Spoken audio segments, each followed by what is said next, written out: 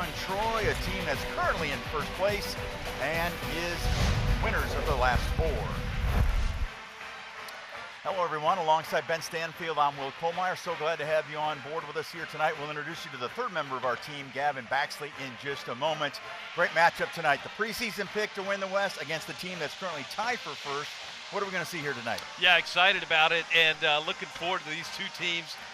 One trying to turn their season around and the other trying to hang on to that successful run there on the Troy Trojans right now. The surprise of the conference this year.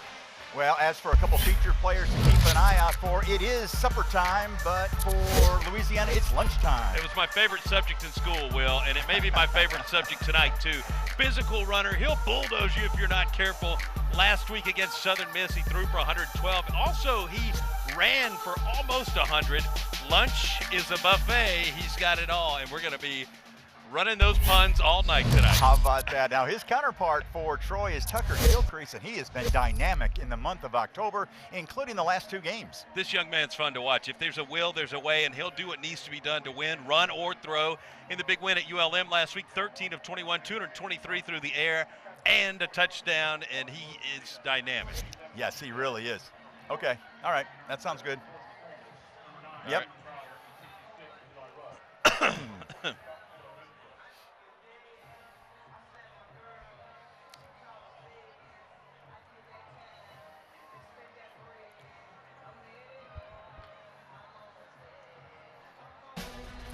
Welcome to Troy, Alabama, and week 9 of the college football season. It's the final night game at home this year for the Trojans, and their fans, they've been tailgating all day long, taking advantage of this picture-perfect late October day, hoping their team becomes bowl eligible tonight. And we welcome you to Sun Belt Conference football on ESPN. We've got an intriguing matchup for you here tonight. You got the preseason pick to win the Sun Belt Western Division, Louisiana in town, to take on a Troy team that's currently tied for first place in the West, and they've won their last 4 games. Hello everyone, alongside Ben Stanfield, I'm Will Kohlmeyer. Glad to have you on board with us here tonight. Gavin Baxley is the third member of our team. We'll go to Gavin down on the field in just a moment. Ben, I like this matchup tonight. The preseason pick to win the West against the team that's currently tied for first in the West. What are we going to see here tonight? Well, this is going to be a fun football game. And like you mentioned, Troy, kind of the surprise of the conference this year. They got hot late in the year last year. They have carried that over into this season so far and looking to hang on in that first place position. So, yeah, this is going to be a great ball game tonight. Well, as for a couple players to watch, yes, it's supper time, folks, but for Louisiana, it's lunchtime. Oh, absolutely. And let me tell you, Lunch Winfield, their quarterback, a physical runner, he'll bulldoze you if you're not careful. Last week against Southern Miss, he threw for 112, but he also ran for almost 100. Lunch is a buffet. He's got it all. We're going to be here with the puns all night, too. I can't wait. Now, his counterpart for Troy is Tucker Gilcrease, and he has been dynamic in the month of October, including the last 2 games. He's a guy who answered the call for his team. If there's a will, there's a way. He'll do what needs to be done to win, run or throw. In that big win at ULM last week, he was 13 of 21, 223 through the air, and a touchdown. All right, we'll look forward to that. Now, Gavin Baxley, let's go downstairs to Gavin. Both these teams, Gavin, have been hit so hard by the injury bug this year. Well, guys, there's a lot of injuries for this Louisiana team. We knew that going in, but I don't want to look at the injuries. I want to look at who's coming back for this Louisiana team, and that's Bill Davis and Zylan Perry. Zylan Perry suffered an injury a couple weeks ago, did not play in the Marshall game. Played a week ago, Joe meets though, the leather, and away we go. In action, and looking at last week against Southern.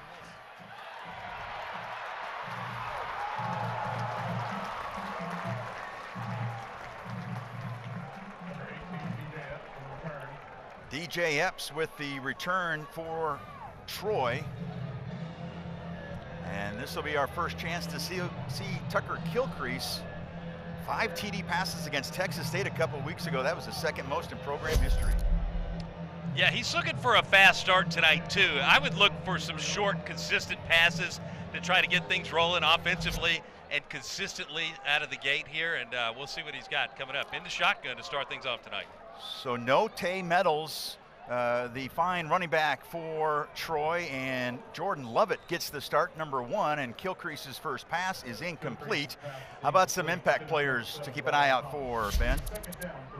Yeah, let's talk about Trey Taylor, a weapon last week, rushing touchdown and a receiving touchdown. Look for him a lot in the ground game tonight. Jordan Lovett getting the start at running back. We'll talk more about him through the evening as well. On defense, Jaden Duggar, the linebacker, and Tyree Skipper, the safety, number 4 for the Raging Cajuns. Both heavy stat sheets in that defense. Yeah, Duggar wears 3, Skipper wears 4 in the secondary. And here again to DJ Epps, and Epps has himself a reception and a first down, as that was Cortland Flowers that makes the stop. Boy, Epps took a good shot there at the end of that play, too. Able to get up and pop back up and get in that lineup. And for Troy, this is what you're looking for to start the ball game tonight. Small, consistent passes, try to get things established and get a great drive to start the game for once. And that's something that they've kind of lacked through the season, a hot start. Here's Lovett's first carry of the evening, and it's been a successful one as Lovett carries for a first down. And that was number 3, that was Duggar on the stop. Yeah, this could be a breakout game for Lovett. This offense sets up so well for the run game, and it's plug and play. Next man up tonight. And so Lovett getting the start, and he's off to a great start with that first down there too. Yeah, had 4 carries for 12 yards last week. Gets the start tonight. Meadows, the leading ball carrier this year for Troy. And Kilcrease under pressure and sacked. Back into Troy territory. And that was that Louisiana defense. Jordan Lawson, the 5th-year senior out of Brandon, Mississippi, with the sack. Yeah, it was a 5th-year senior play, too. I mean, he just blasts through the line there, able to get a good, clean sack. And Troy's protection up front wasn't quite meshed yet for the quarterback. And credit to Jordan Lawson. I mean, he beat the play before it came together. Yeah, loss of 9. Now 2nd down and 19. Troy's offense way behind the sticks on this one.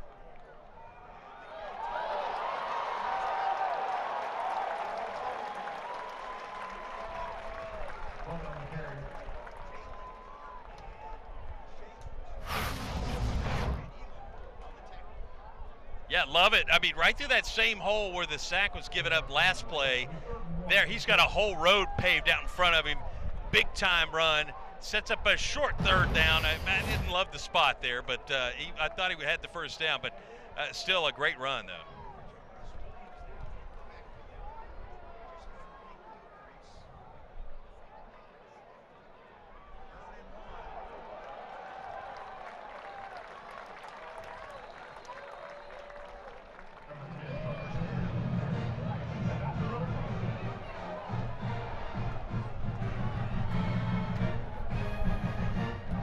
All right, so it's first down for Troy.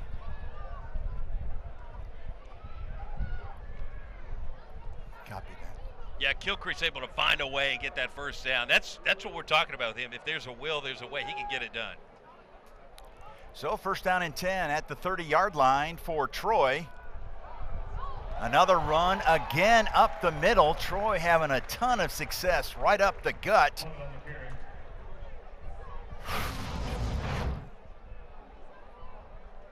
Yeah, another just his ability to find the gap there. He's off to a great start tonight. I mean, he could be on pace for triple digits if this continues, but another great run for Jordan Lovett. Brent Gordon, the true freshman, on that tackle. 2nd and 3 at the 23.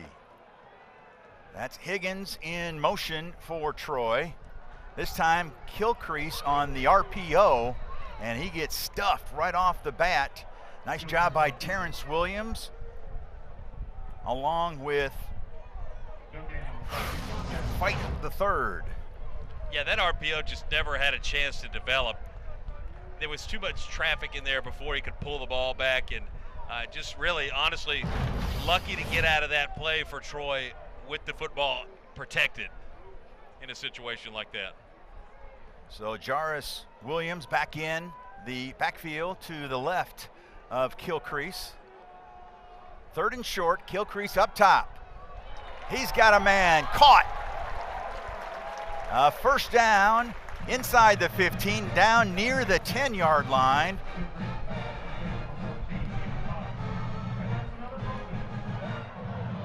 That's the kind of play where Kilcrease drops back, takes a quick 3-step drop, and he looks at his first target, and he's available and is able to fire that thing like a cannon. That requires you to go to your first target very quickly or bail on the play if it doesn't develop, and then he was able to hit his wide receiver wide open. Lovett back in for Troy, off the right hip of Kilcrease. And it's Lovett. Right up the middle, pickup of a couple. Second and goal from the 8-yard line. That was Kadarius Miller, the nose tackle, making the stop. Yeah, Louisiana's going to clog things up down here inside the red zone, inside this 10-yard line. Troy might need to bounce things outside to try to get this score here. Look for a pass maybe out to the flats, something of that nature.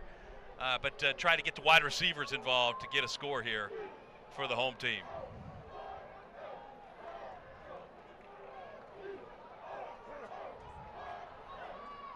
Kilcrease, plenty of time. He'll use his legs. The path to the pylon. Did he get in?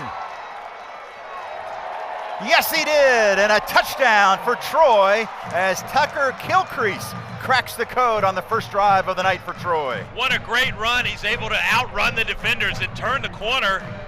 Gets the ball across the plane. He may be injured. I don't know. He took a good shot there coming into the end zone. Yeah, he looks like he is injured. It's going to be very close, though. Landed on that shoulder. And that is going to be a concern for Troy. Scott Taylor Renfro, no concern there. 3 for 3 last week in field goals, 4 for 4 extra points. He made all 7 of his kicks.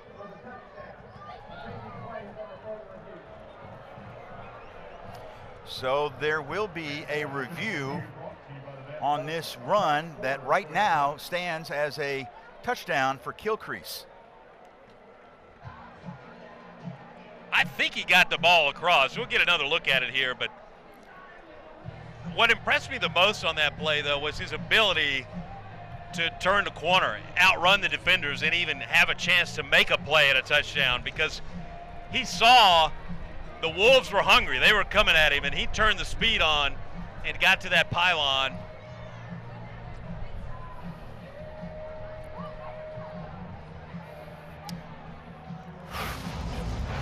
We'll see what kind of look we get here. Here's another shot of it. But just full speed, next level. I think he got in. Yep. I think he got it across. It's going to be very close, but. Yeah, that path to the pylon for Kilcrease, we slow it down. Boy, our crew is outstanding, aren't they? All these different angles, we slow it down. And we saw him able to get past Colin Jacob to hit the pylon. After further review, the ruling on the field is upheld. Touchdown. There you go. That's our referee, Ted Pitts. Yeah, just not enough there to overturn that, and I think it was the right call anyways, but they uphold it, and that's 6 on the board for Troy. And that's a fast start, Will, that they've been lacking to start the season so far. Yeah, Coach Parker was telling us yesterday he's liked the resilience in the way they have finished. They've outscored their opponents 90-30 in the fourth quarter and also into overtime. But yes, he wants to see a faster start, and he got one on that drive. Scott Taylor Renfro in for the extra point, and he bangs home another. He's now 23 of 24 this year in extra points. And Troy with the early advantage thanks to Tucker Kilcrease and an 8-yard scamper.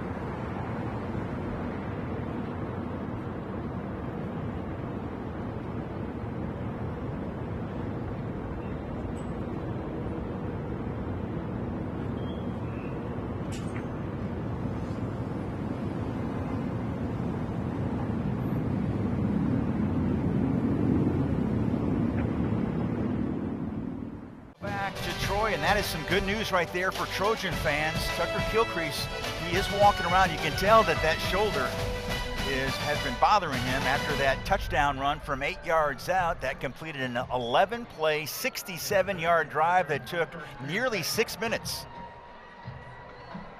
And so Patty McAteer will kick off.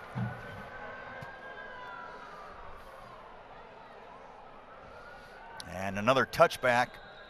Just amazing. McAteer hadn't kicked American football until April of 2024.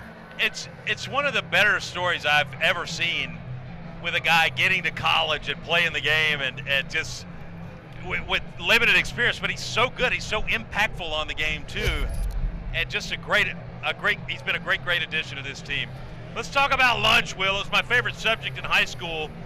Got 4 touchdowns on the year. Let me tell you, the guy likes to run too. And I mentioned that in pregame, but I want to emphasize it though. Sometimes lunch will ruin your day, and that's what he's here to do tonight. Well, he can ruin some days for some defenses, and he does just that for Troy's. As Lunch, hungry to start tonight. 1 play, 1 run, and he takes it inside the 40-yard line. Finally, Jordan Stringer, along with Lafayette, maybe stop a touchdown. There we go. We said in the production meeting this week, our directors wanted all the puns, Will, all the puns tonight. So Lunch with a big scoop to start the game tonight. So Winfield with a 39-yard run. That's a terrific play to start that drive for the Raging Cajuns.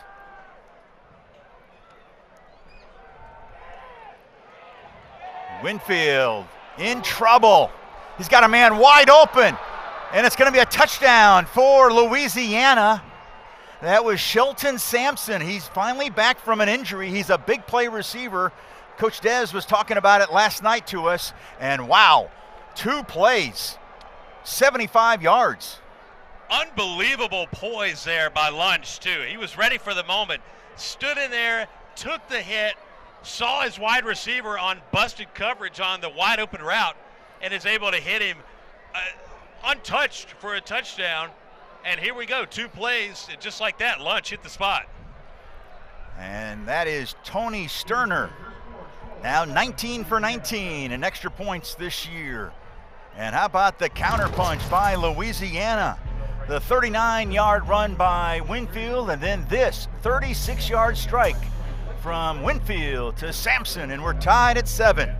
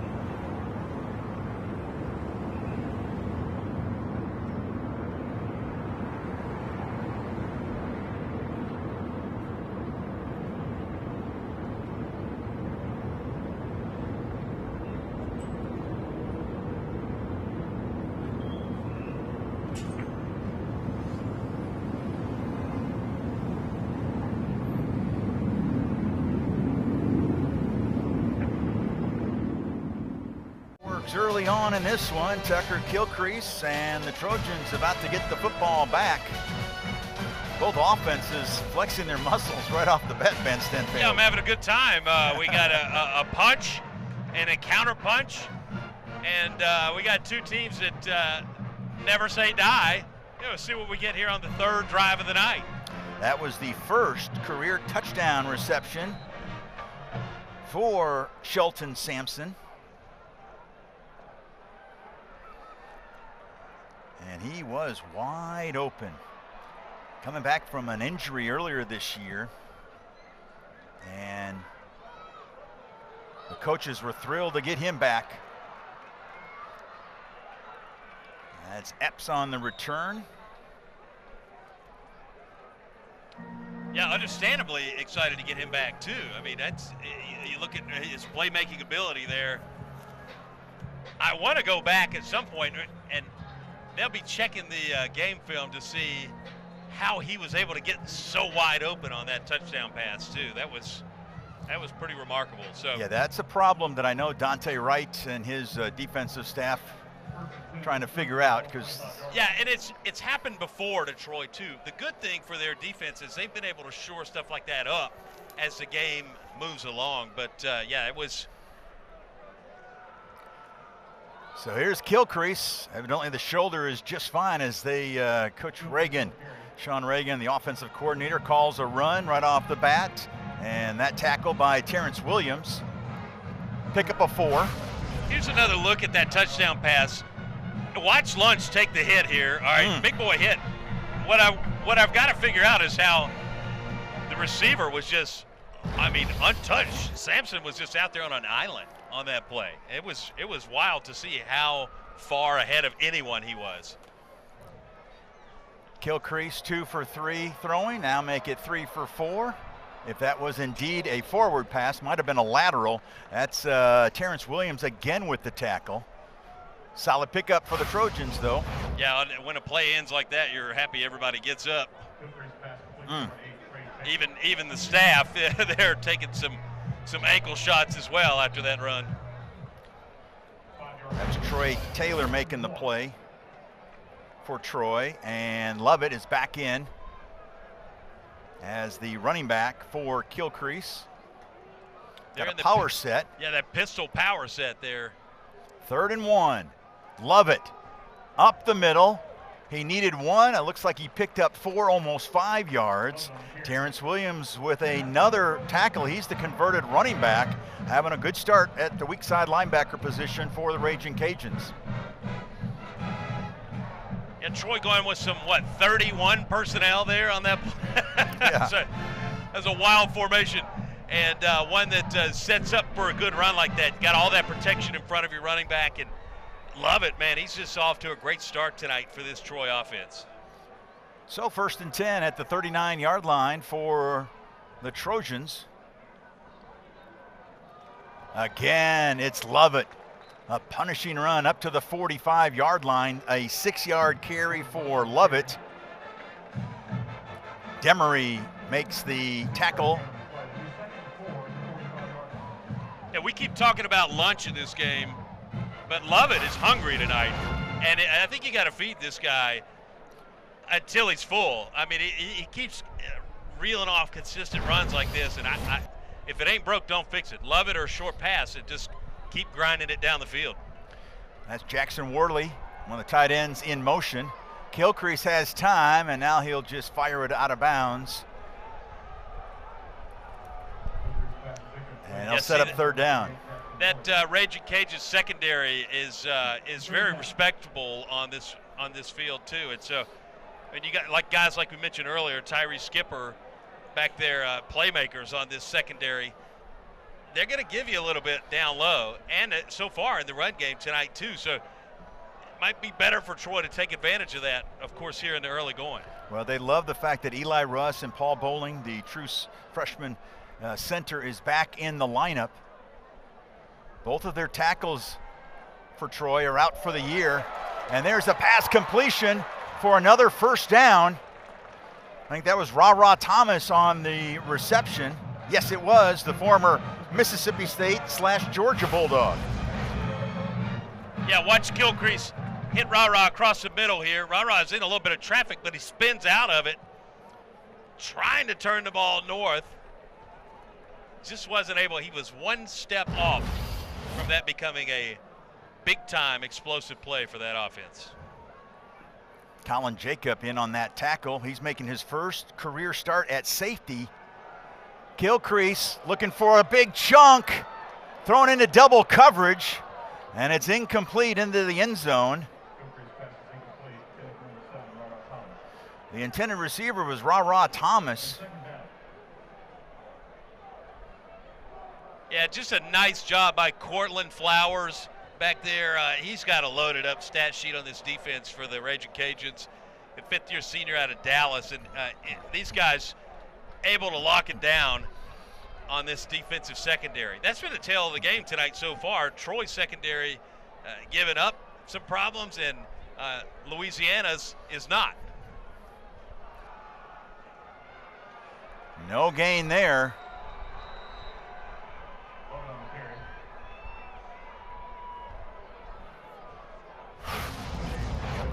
That was Jordan Lawson making the tackle. Nicely done. Yeah, nice gang tackle there. You got Lawson. Boy, Lawson just looks like big, mean football player. He looks the part, that's for sure.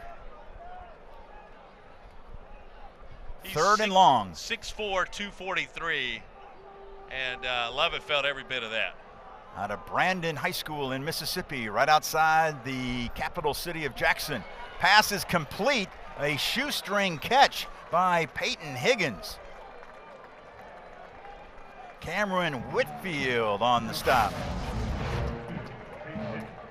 Yeah, Higgins, he's Mr. Reliable out there for this Troy defense. You got other wide receivers who grab a few more of the headlines, if you will, but Higgins is there and consistent. Last week he had 3 catches and 29 yards for this offense, and on the year he's got 14 and 107 yards, but he's a guy that can burn you too when you're not paying attention to him. Yeah, had 3 catches last week, now 15 on the year. Again, up the middle. Boy, I tell you what, you see the point of emphasis for that Troy running game. They are running right up the gut, and that was Colin Jacob. Well, that's one of the things we talked about too, Will, ahead of this game. Sean Reagan wants 125 yards on the ground. That was his number coming into the game. So far, they're well on their way in the first quarter, 61 yards before that play was snapped. Yeah, they're halfway there. By the way, that was Tyree Skipper that made the tackle there, not Colin Jacob. There's a pass out in the right flat. A very minimal gain for Troy. Jaden Duggar along with Drennan Fight on that tackle. Yeah, so they hit Trey Taylor on the outside there, and this route is called the curl flat. So he's out there in the flat, and essentially offensive coordinators view that as an extension of their run game. So a short pass like that, they're gonna it goes in the pass column, but they look at that as like a run statistic because it's such a short pass and kind of opens up the field a little bit, makes that defense spread out as well, and it's going to help Jordan Lovett down the stretch of this ball game as well. He'll have big holes open up because of passes like that. Gilcrease with some time, but behind the intended receiver Higgins. And yes, offensive coordinator Sean Reagan was talking to us just about that yesterday in our coaches call. But that pass to Higgins is incomplete, so it sets up 4th and 4, and Jared Parker's like, I want to get 3 points. And so Scott Taylor Renfro will be in for a 48-yard attempt. Marking it at the 38, so a 48-yarder for Scott Taylor Renfro. This year he is 2 for 3 between 40 and 49 yards, including making one last week. Scott Taylor Renfro, it is no good. A rare miss for Scott Taylor Renfro. 82% of his field goals in his career have been good. That one just misses. And so we stay tied at 7 with 2:40 left in the first quarter.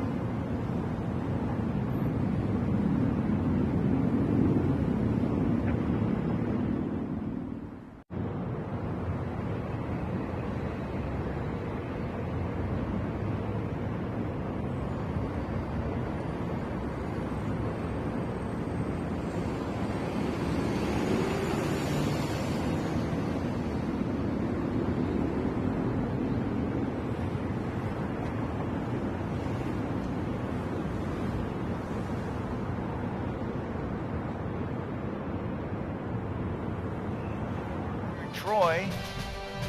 The field goal attempt by Scott Taylor Renfro, you can see, was right there, just outside the sticks. He had the leg. Yes. You know he hates that too. He just pushed it just a little bit. So the first play from scrimmage after the missed field goal, it's Lunch again making the play. And Poe along with Levine on that tackle for Troy.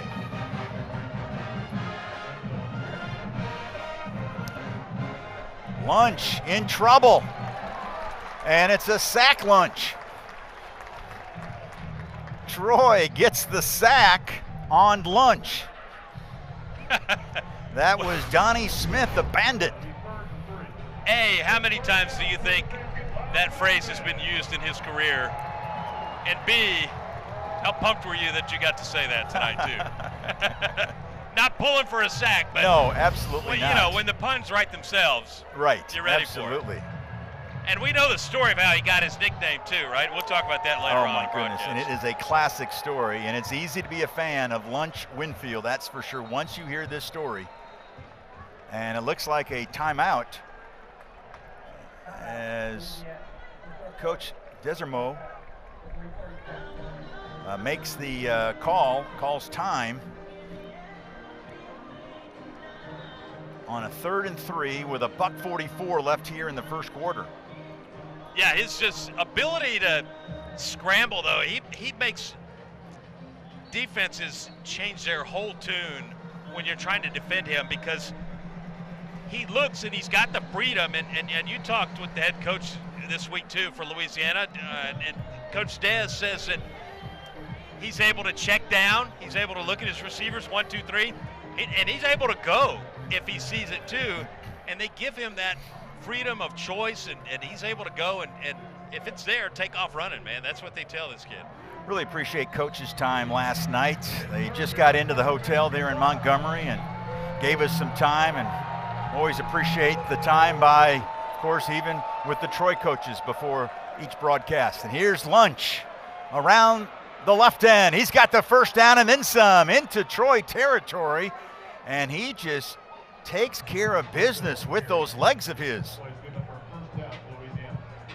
Yeah, and again, he's such a sizable guy too, 6'1", 217, and he just runs so hard. That was a design run out of the gate, and a big one too, first down. And let me tell you, if he runs like that all night, Raging Cajun's going to be eating a good lunch. His coach said that they wanted to give him opportunities to make plays. Well, so far so good. This time the give, it's to Bill Davis, who coach said last night probably ran his hardest of the year last week when he picked up 14 carries and 66 yards. Jamal Williams makes the stop for Troy. Yeah, Davis, another hard runner on this team, and their ability to get it done on the ground is really impressive, and I think will be the tale of the tape tonight. That secondary, that busted coverage is not always going to be there like it was on a touchdown play, but with 70 yards tonight, they average 189 a game. Average. Not this time. Wow, how about that Troy defense? It was led by DJ Jackson Jr.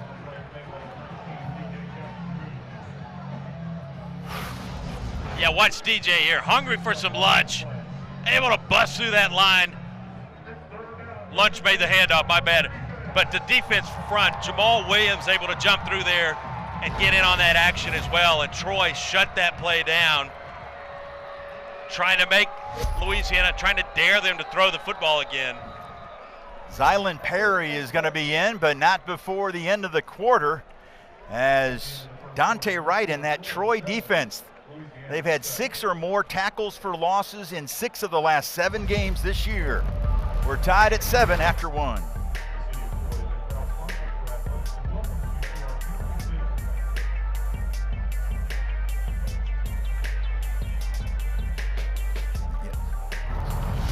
Check. Yeah.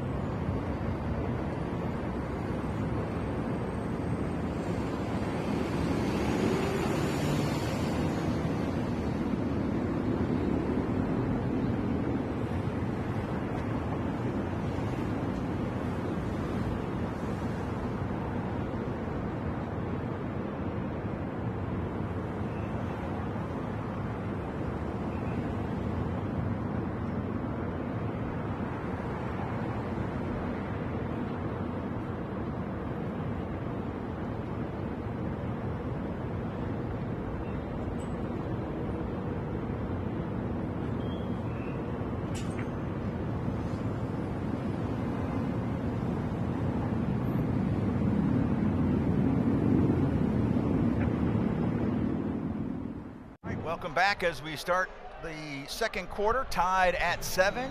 Louisiana on a 3rd and 8. Lunch in the shotgun.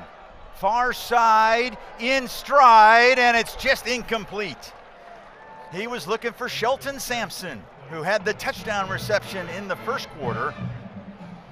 And it's going to be a 4th down coming up for the Raging Cajuns. Boy, Lunch couldn't have thrown the ball any better than that, though. I mean, it was right through the receiver's hands.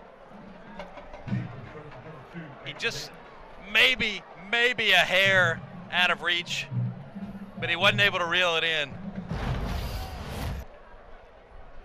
Nathan Torney out of Australia is in to punt. Peyton Higgins is awaiting the punt. And it takes a bounce, and nicely done by the special teams, as that was Dale Martin, the former walk-on quarterback, who downed it.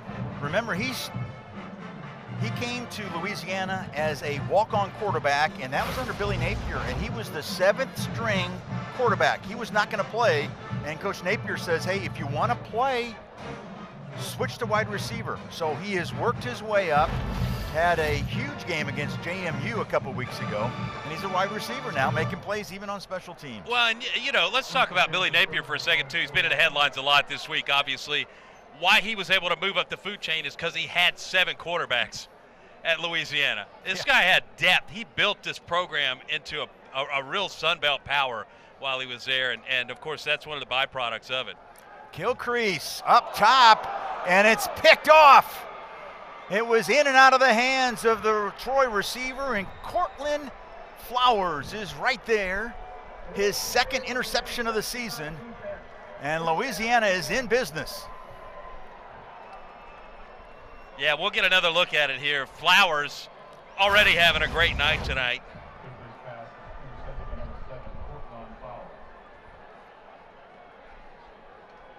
Flowers able to reel that in after it popped out of the hands of the receiver. And even more impressive was how he was able to grind this thing down to the 1-yard line. Set his team up for a big shot to take the lead here, too. Flowers earlier this year had a pick 6 from 35 yards out against Eastern Michigan, and he almost had another pick 6 there. Yeah, and that was a pivotal pick 6 in that game, too, as tight as that was down the stretch. Here's Lunch across the goal line. There is a flag. No, I guess they're going to mark it just shy of the goal line. Offense, number 79.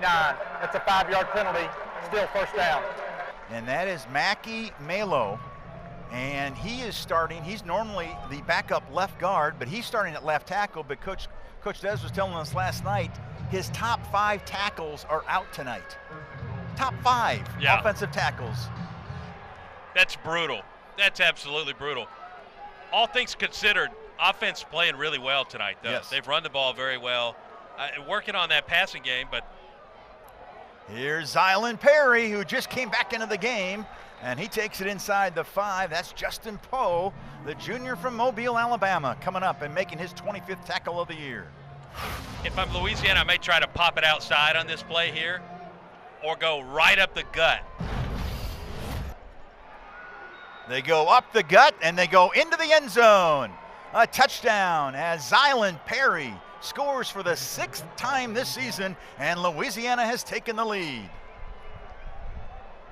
Hey, you got to respect the defensive ends for Troy. You're not going to get much off this team off tackle, but they go right up the gut, punch it in for a Raging Cajuns touchdown. Safe to say that Lunch tasting good right now. It certainly is. Remember, Troy scored first, an impressive opening series to take the 7-0 lead, but since then it's been back-to-back touchdowns for the Raging Cajuns.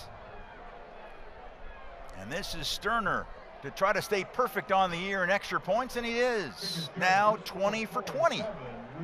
And it's 14-7, Louisiana. A 2-play, 1-yard drive, and it was set up by this interception by Cortland Flowers. And the visitors have the lead with 14-14 left in the first half.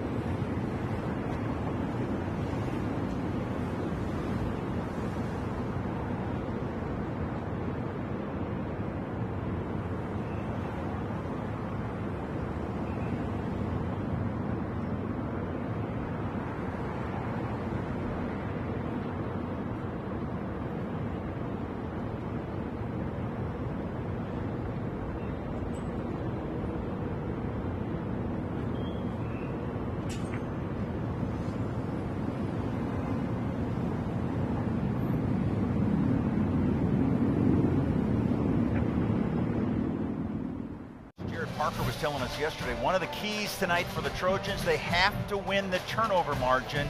They got to take care of the ball. Well, that interception by Kilcrease, as Flowers took it down to the 1, and then a couple plays later, it is Perry finding the end zone, and it's 14-7. Well, and he's right, too. What you've got here is a team that has found their rhythm, if you will, with Lunch at quarterback, and Louisiana's gone through it this season, to be honest with you.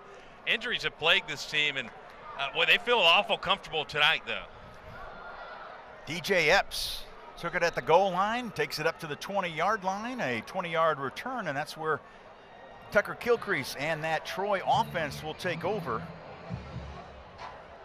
And one of the keys Coach Des was telling us last night for Louisiana is that the offense must score when they get an opportunity in the red zone. Well, they've just accomplished that as well. So you can kind of see why these coaches were placing emphasis on these different parts of the game. That turnover for Louisiana was huge because Troy's had some pretty successful drives tonight. The scoreboard doesn't quite reflect it, but they've moved the ball fairly well, especially on the running game. And here's that running game, just what you were talking about, a run up the middle, 7 yards. That is Ashton Wright making the stop. He's a redshirt freshman from just down the road in Mobile. Lovett's been a busy guy in that backfield, getting the start today in place of Tay Meadows, who was just south of 500 yards rushing on the year at 498. So no Meadows tonight, so a lot of Jordan Lovett. He now has 9 carries for 56 yards. Kilcrease will scramble. He's got the first down. He'll slide up to the 38-yard line, and yes, there should be a flag, and there will be. And that is Tyree Skipper that applied the hit, and we were just talking to our replay officials beforehand. After the play, dead ball, personal foul, number 4, defense. That 15-yard penalty will be added to the end of the run, first down. As Tyree Skipper got busted on the late hit. So let's talk about it. Watch him here. As soon as Kilcrease's hips lower, as soon as his rear end lowers towards the ground at all, that's where the ball is dead. So, and players have to be taught to watch for that. As soon as his rear end lowers towards the ground, that's where they blow the ball dead. He can still be on his 2 feet, but if he leans back, if his body center lowers towards the ground, then he's down right there. Yeah, enjoyed the replay official, Terry Walters, coming in to explain that even more.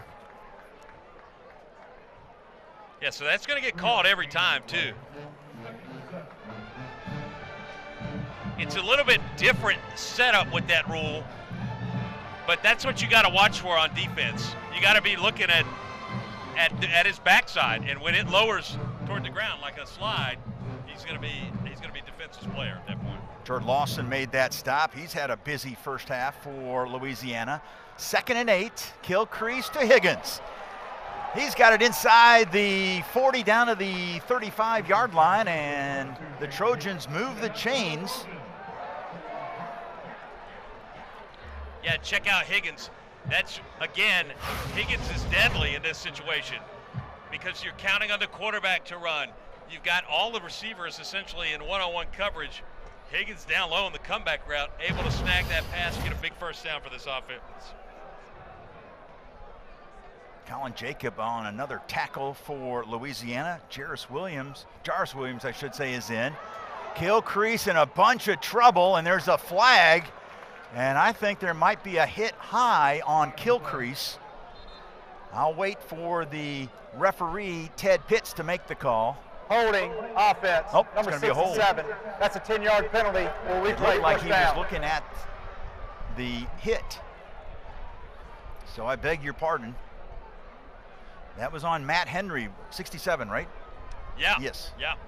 And he is a guy that the senior from Queensland, Australia, has really blossomed through the years. Sean Reagan can never say enough nice things about Matt Henry. But he got busted on that hold, and it's 1st and 20. Not a scenario that Reagan would like to have very often for Troy. He calls for a run, and he gets 5 yards. Williams on that carry. Yeah, that's going to be that's fight on the tackle. That was a costly hold because it does a couple of things. Your offense is still trying to get in rhythm here in the second quarter, especially after that turnover too. And just moving the ball down the field, and it sets you back 10 yards and takes the crowd out of it too. Takes the energy out of that drive. And now behind the sticks, 2nd and 15. Coach Parker telling us even before the season started that Henry will have a huge year. And there is a completion. And Jaden Duggar. Wow. That's Trey Taylor on the reception. And a big time 3rd down coming up here for this Troy offense too. This is one of those situations where you say, you hate to say that you got to have some points here, to feel good about life. But, the way that this team has played, though, they play well coming from behind. But it would be nice for them to keep pace. The coaching staff, I think, will certainly agree with me on that they want to go blow for blow tonight with Louisiana. 3rd and 10, the completion to Trey Taylor. Skipper made the tackle, and he's going to be very close to a first down. Remember, Sean Reagan was telling us yesterday, a wrinkle this year with Meadows out, you'll see more of Trey Taylor in the backfield. And that's where he started pre-snap. Yeah, and boy, what a game he's had last week, and been such a playmaker for this offense. But 3 for 20 last week rushing and a touchdown. He also had a receiving touchdown too, Trey Taylor. And I mean, he played lights out at Louisiana Monroe last weekend. The transfer from Coastal Carolina. Kilcrease the give on 4th and 1, and I'm not sure the Trojans got it. The spot is short.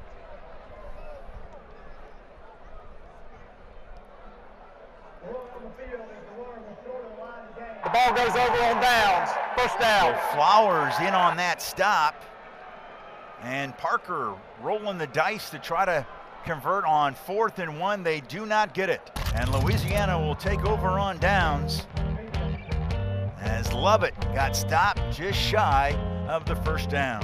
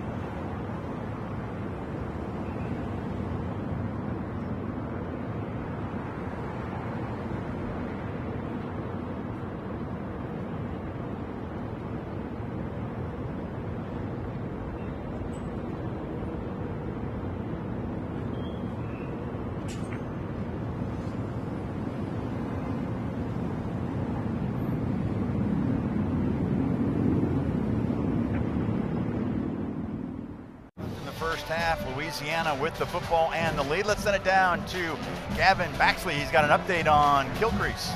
Well, guys, a couple drives ago, we saw Tucker Kilcrease go into the medical tent after that touchdown play. He had a little bit of an injury there to his arm. He is all good, came out, and he came out there motivated, yelled at the guys, come on, guys, let's go, we can do this. Obviously, the offense hasn't been as successful as they've wanted, but the energy is certainly there from that quarterback number 1.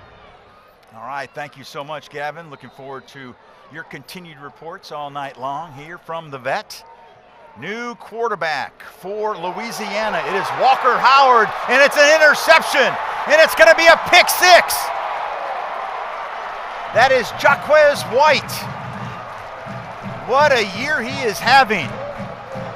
And White with the pick 6, and Troy is an extra point away from tying it. It was the same type of interception that set Louisiana up for a score a moment ago, where they were able to put a touchdown on the board. A tip drill situation, Troy takes advantage. We got an injured player on the field. I can't see who it is. We got an injury timeout. We're going to step aside. 9:42 left. It's 14-13. Louisiana with the lead.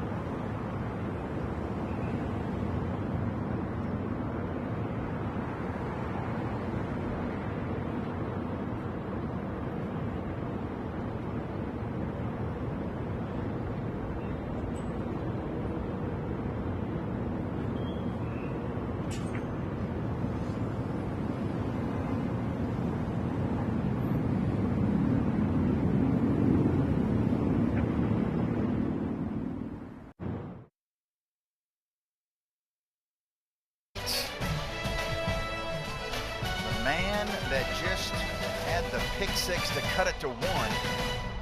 His teammates applauding him. You talk about a smooth transition from D2 Washburn to D1 football. Let me introduce you to Jaquez White. Here's Scott Taylor Renfro splitting the sticks, and we're tied at 14. And on this tip drill interception, watch the ball pop up here. And then White, turn and burn, baby. He's gone. Nobody touching him. Able to blast in there for a score and tie this thing back up. And, yeah, 2 big defensive plays have changed the dynamics here in this. And we got a nice tie ball game here at 14 all. Last week, White had 4 pass breakups, and that was tied for the most for a Trojan since 1995. This week, he gets the pick 6. And we're tied at 14, and White will give you some props, and then I'll get back out there on kick coverage. Yeah, playmaker, man, and you know, wearing those, even the paying homage to the 1995 era tonight with the helmet too. Yeah, how about that?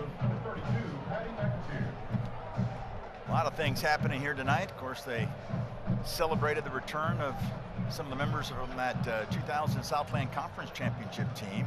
Patty McAteer's kick will be returned, a rare return, and with some room, still on his feet.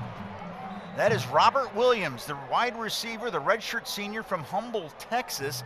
He had been dinged up with an injury, and Louisiana's loving the fact that he's back. Had 134 yards receiving against JMU, a career best in his first game back from the injury. Yeah, Patty, watch him. Almost had to go down and make the tackle here. We're gonna have to work with him on not overshooting those. Cleats got out from under him there, but boy, that was almost a disastrous scenario on special teams for Troy, but they were able to avoid.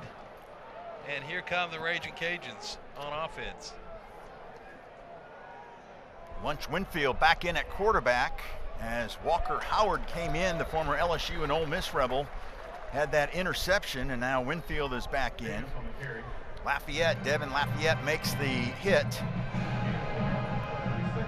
Second leading tackler coming in, only one behind Jordan Stringer, a guy that has led the team in tackles the last 2 years. That's Stringer, they call him J-Rock, number 7 for Troy. 1 yard carry, 2nd and 9. Little play action. Winfield, near side, picked. That is Kalino Levine. And Levine with his first pick of the season. And the Trojans are back in business. So earlier in the broadcast tonight, I mentioned that the secondaries for both of these teams were a big part of what was happening for both of these teams. The secondary for the Raging Cajuns has been able to lock it down tonight on this Troy deep passing attack. And secondary for the Trojans gave up a big pass attempt earlier in the game for a touchdown. But here in the latter part of the game so far, secondary has conditioned themselves. They've locked it down, dragging them to shallow water like Jared Parker likes to say. And this is a different fight in this second quarter. Yeah, I got to set you up on that because I loved what you were talking with Coach Parker, asking about the deep waters. But then he said, no, we got to talk shallow. 1st and 10, Gilcrease, the give. Love it. Inside the 5-yard line. He nearly took it to the house. It's one of those things where we talked about how this team's handled adversity this year. And boy, Troy, I mean, is just, even tonight, I mean, that young man right there, love it, even being in the ball game right now, is more adversity that this team has faced. And he's had to step up tonight, fill in for Tay Meadows so far, and running the ball very well. But this team is unfazed by difficult situations. That's a characteristic of the head coach. Gilcrease got hit at the line, still moving his legs, and he's into the end zone. As Gilcrease gives Troy the lead once again. Yeah, we need another look. He got in traffic there. It was difficult from our vantage point to see. A little bit of tush pushing going on. I was just going to say, got a little help from his friends. And there it is. He went left in that traffic jam, and it was, like I said, from our vantage point, you can see it on the monitors, great, but from where we were looking at the real-time play, it was a little difficult to see. But he gets to that left side. They go right between guard and tackle on the left side, and tush pushing, love it, with the big push to put him in the end zone. Scott Taylor Renfro in for his 3rd extra point attempt of the evening. 21-14 Troy. So Gilcrease with a 4-yard touchdown run. That was an easy 2-play, 26-yard drive that lasted only 42 seconds. Yeah, we'll get another look at it here. The play had stalled out. They didn't blow it dead. And look at Lovett. That's tush push if I've ever seen one right there. And that was vintage version of that play. But we're talking about with Troy and the shallow water. And yes. these teams, everybody puts out the mojo video and the middle of the week from the previous game. And Troy did that after that Texas State win, that huge comeback win at Texas State. And Jared Parker at halftime talked about, he's like, you got to drag these guys to shallow water. And he said they talked about fighting, and they watched videos of bears fighting during the week leading up to that game and during different points of the season, and different YouTube videos of just animals just fighting. And that's, I mean, this team has taken on that identity. Yes. And it has been fun to watch. And again, they just stare adversity in the face. And as I said this on Twitter during that Texas State game, they look at adversity eye to eye and punch it right in the nose. And it's been remarkable to watch. Troy was facing some adverse situations tonight, but there we go. We come back to that turnover battle that we talked about, and all of a sudden, whoa, Troy's got the lead in the turnover battle, 2-1 over Louisiana, and things are going the way that the home team would like for it to go tonight. Lunch back in, Perry to his left, and it will be Perry getting the give, and a pickup of 4 up to the 29-yard line. And he's talked about that shallow. He doesn't like the dark. He wants the shallow, and as Stringer made the tackle, because he wants to be able to see. Look into the eyes, yeah. face to face. And I guess, you know, it's easier to fight in shallow water than it would be in deep water. So now it's up to Lunch. He had some big plays against James Madison. He's had some big plays tonight, and he just carries for a first down, yet another first down. And wow, how about turnovers on 6 of the last 11 drives dating back to last week? For this Troy defense. Yes. Yeah. They make plays. Peterson and Williams share that tackle. And this is a Troy defense through the years is known for their turnovers, creating.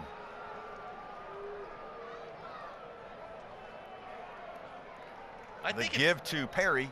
If you're Louisiana, that's what you need to be doing is running the football. It's where your bread and butter's been early in the game, other than a fluke touchdown pass. And not taking anything away from it, Lunch stood in the pocket, took a huge hit. Oh, man, massive. And was able to get the ball out of there, but it was busted coverage on the back end. The bread and butter tonight for the Raging Cajuns, and there's a lot of bread and butter down in that part of the world, has been running the football.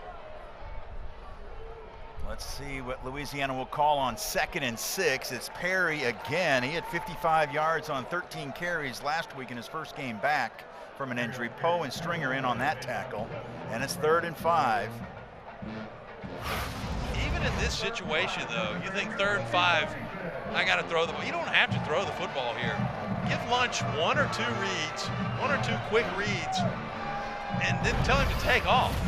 He's quick enough to get outside on you. Yeah. Quick enough to make a problem, and that's kind of where my thought process would be if I were calling plays for this Louisiana team right now. Steven Blanco is in at running back. Up top, complete, first down into Troy territory. That was Shelton Sampson making the catch. And Levine, who had that interception moments ago, had the tackle, and that might have been a touchdown-saving tackle. Yeah, watch the quarterback's eyes there. He snaps the football, and he's looking at his first target, firing the football very confidently. And his receiver, of course, 3 steps ahead of the defender. But that's what they're looking for in this offense. They're looking for quick reads where Lunch can go, boom, open, fire the football.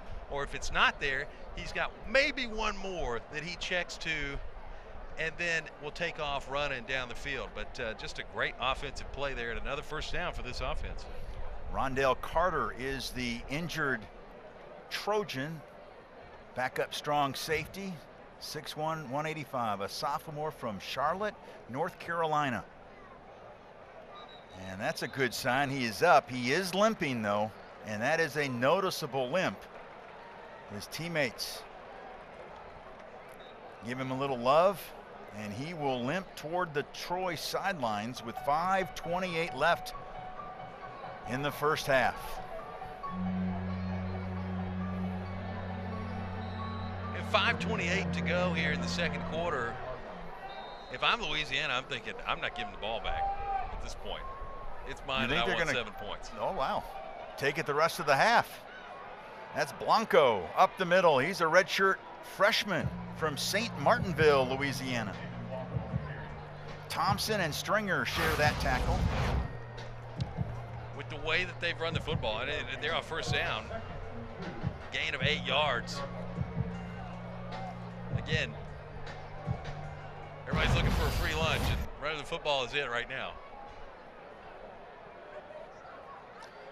Louisiana is a team built on the run, and here's the pass completion. This time, Poe makes the stop, but the catch by Trey Miller. He's backup tight end. You see him kind of release. Yeah, it's a nice screen pass there.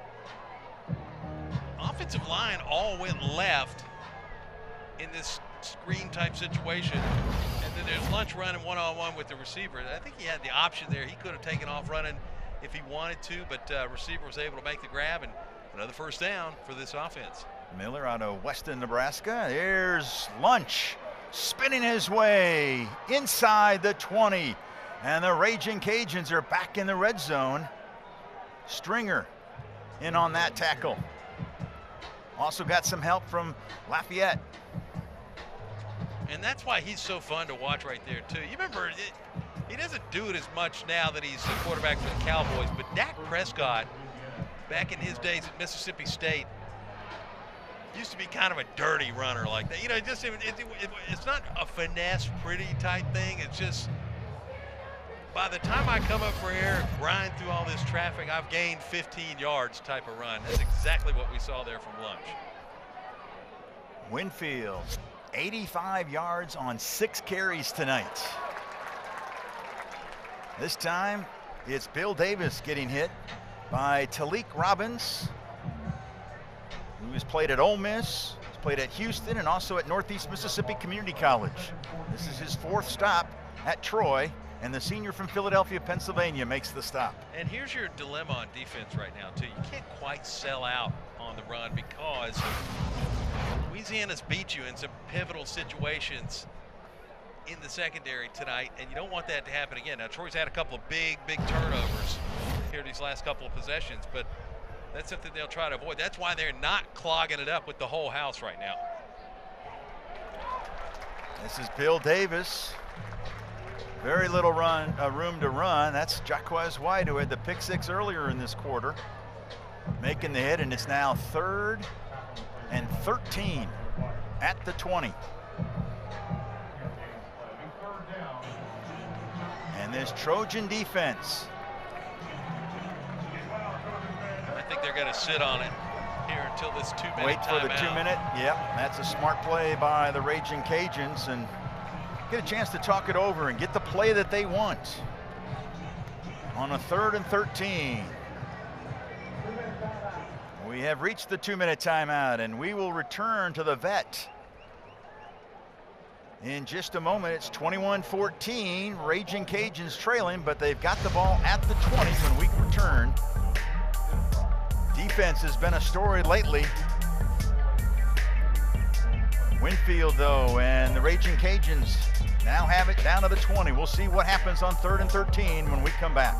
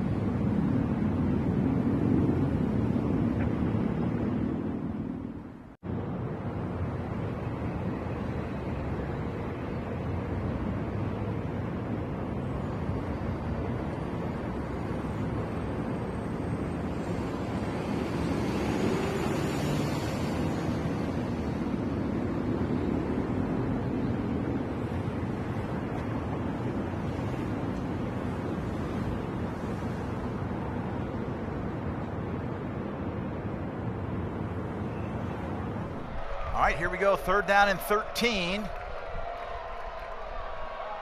Winfield's got time across the middle, and it's batted down.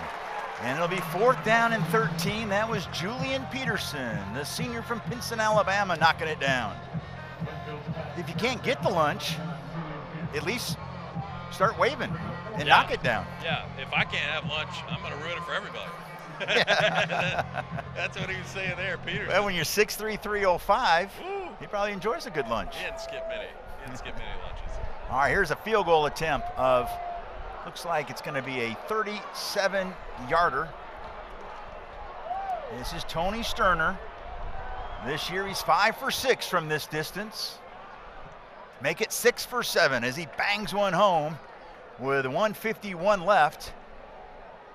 And Louisiana has cut it to 4. And one more from this defensive front here. Lunch looking to get the pass off and just slaps it out of the air. That was a big play to force the field goal attempt. Let me tell you, I love watching the big guys make big plays like that. Yeah, Julian Peterson came in with a couple tackles for loss. 19 tackles. He's got his first pass breakup of the year. See some of the crowd, that student section. And Jared Parker, if Troy can hang on, Gavin Baxley will be talking with the second-year Troy head coach. Epps and Higgins, he's got back deep awaiting the kick, and Tucker Kilcrease going over some last-minute thoughts with his boss, the OC, Sean Reagan. Wasn't it impressive talking with Sean yesterday? And he said that he meets with Kilcrease 7 times a week. 7, including 3 on Wednesdays. 3 different meetings, and here at Epps at the 10. And he falls forward to just across the 25. Looks like they're going to mark it at the 25, and it'll be 1st down and 10 for the Trojans with a $1:46 left. That takes a lot of dedication too, to set that schedule and stick with it 7 times during the. I don't even know if I see my wife 7 times during the week. Incredible. I couldn't. It just. Everybody's like, working wow. and 100 places to be. They got classes to go to, and right. It's just 7 times a lot. That's and it shows. It shows on Saturdays too. And that's what I asked, what has stood out with Kilcrease, the way he's had this October to remember. And that pass is a short gain to Higgins. And he said preparation. He just prepares at an unreal level. And that preparation pays off. Well, let me tell you too about his high school, Brantley High School, the Bulldogs. Shout out to the Bulldogs tonight. Small school in Alabama high school football. They've been playing good football there for a long time and teaching things like preparation and hard work ahead of the game for years. That was Jarvis Williams and Clark on the tackle. 1:04 left in the first half.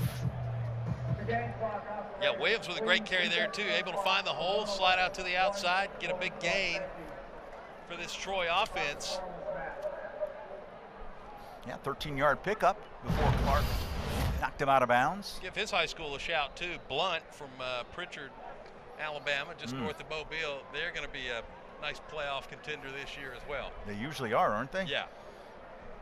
So here's Kilcrease, 1st and 10. He's looking for a big chunk. He's got a man and is incomplete. Boy, he had it set up nicely to Ra Thomas, the former SEC standout at Mississippi State and Georgia, and he's trying to make a big-time play there. Yeah, Brent Gordon Jr. playing him very tough there defensively, and he's not quite able to get that one in there where it could be reeled in. But that was good defense by Gordon. Yeah, I'm impressed with him. Just a true freshman. Coaches love him in coverage, and he also hitting, punches the ball out of the receivers, and even coming up on run support, knocked the ball out. Yeah, big 95 there. Maxie Bodon, the 4th, with the sack. And that play just never had time to develop for Troy. Gilcrease didn't quite have the pocket he was looking for there. He's looking downfield and just had to eat it and take the sack there to avoid turning the football over. So 59 ticks left here in the first half, 21-17. There you see Coach Parker, a little animated. I asked him, I said, do you get a chance to kind of look at this year and a half, your first year and a half as a head coach? The ups have been super high. The lows last year were just brutal. You're fighting adversity. The bus breaks down last week, and he said he does. He enjoys reflecting, having some of those moments reflecting. In fact, he thinks it's healthy, and it also fuels him. Yeah, I didn't know that about the bus breaking down till you brought it up in the call. That was... Yeah, a couple buses. Talked to one of the state troopers today that helped. I mean, they were having to bring everybody's luggage off of one as Gilcrease is sacked back inside the 30, but they didn't miss a beat. Yeah. And they went on to take care of business against ULM. Sometimes. And Gilcrease, though, just had no time on this one. Boy, good to see him get up after that, too. He got hit high from one side, low from the other. And, boy, that was a big boy sack for number Miller. 90, Kadarius Miller. Yes. Eliam was in there as well. And number 21, keep an eye out for him. He's the heartbeat, his coach said. A great communicator. He's also another former walk-on turned starter. That was Miller's first sack of the season, too, for this Raging Cajuns defense. And, boy, that defensive front playing some good football on this drive. Going to keep Troy off the board here. I think it's the most important thing for them headed into the locker room. And here's Evan Crenshaw. He's got 15 punts already this year of 50-plus yards. Robert Williams, their big play receiver, also makes his share of plays on special teams. He fair catches it. And another booming punt by Crenshaw. Troy had one punt last year of 50-plus yards. Crenshaw, 15 so far, and that was close to being 16. Let's see how far that one was. I think it was 46 yards.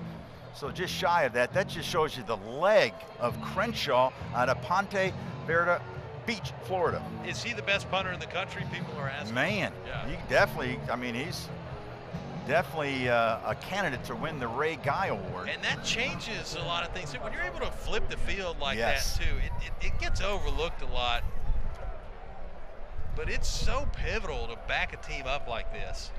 Coach Des was talking about the importance of flipping the field last night when he was talking with us, the Louisiana head coach, who obviously the expectations, it has not turned out the way they had hoped, the preseason pick to win the West, but he said he's never seen anything like it. I asked him about the injury bug. He's like, I've never seen anything like it. I mean, it's tough. 5 tackles, 5 offensive tackles are out, and he's lost, I mean, big play guys this year. Some of them are coming back, which is definitely going to help the Louisiana cause. Winfield scrambled for 5. He's back to pass. He's being pressured. And I'm not sure that's a sack lunch, but it's going to be a no gain. And it's going to be 3rd and 5. That was Jamal Williams and I think Talik Robbins. It was still a delicious lunch, though. Yeah. We're big fans of lunch. Not only lunch Winfield, but we enjoyed the lunchtime. Here's Winfield trying to navigate. He's ad-libbing out there on a 3rd and 5, and he's not going to be able to get the first down. Good speed showed there by Devin Lafayette. Boy, you can see why Dante Wright, the defensive coordinator, absolutely adores Devin. Yeah, it says he's the best player on the field at times. Yeah, I mean, it's transfer from Northern Illinois out of Brunswick, Georgia. He's a great football player. Another really good DB, Darius Slay from Brunswick, Georgia, back in the day. Of course, he's making some nice money these days in the NFL. Yeah, not doing too bad for himself. He's eating a good lunch. I tell you, talking about how we love lunch, I got written up in high school for running to lunch. Really? Yeah. Well, you want to make sure you're getting hot food, you know. With Kohlmeyer, that's a badge of honor in my book. Oh, yeah. I mean, are you kidding me? Written up for running to lunch. Yeah, oh, absolutely. Talk about having your best priorities in order. My best trip to the principal's office. And they were plural. Okay. Peyton Higgins, ooh, the snap almost was airmailed. Nice job by Torney to get it off. Boy, I think that may have gotten off of the Troy player there. So Higgins had to dive on that football. And that ends an eventful first half. Wow. How about those 30 minutes? Troy leads it 21-17. Gavin Baxley has Jared Parker. Let's send it down to him. Coach, you're going into the locker room with a lead. What's your thoughts? It don't feel like a lead. Played poorly in special teams. We're not playing sound. We're not lining up properly on defense. Inefficient on offense. We got to get things fixed. It doesn't feel like a lead. Thanks, Coach. Thank you. All right, thank you, Gavin. Thank you, Coach Parker. There's going to be some words.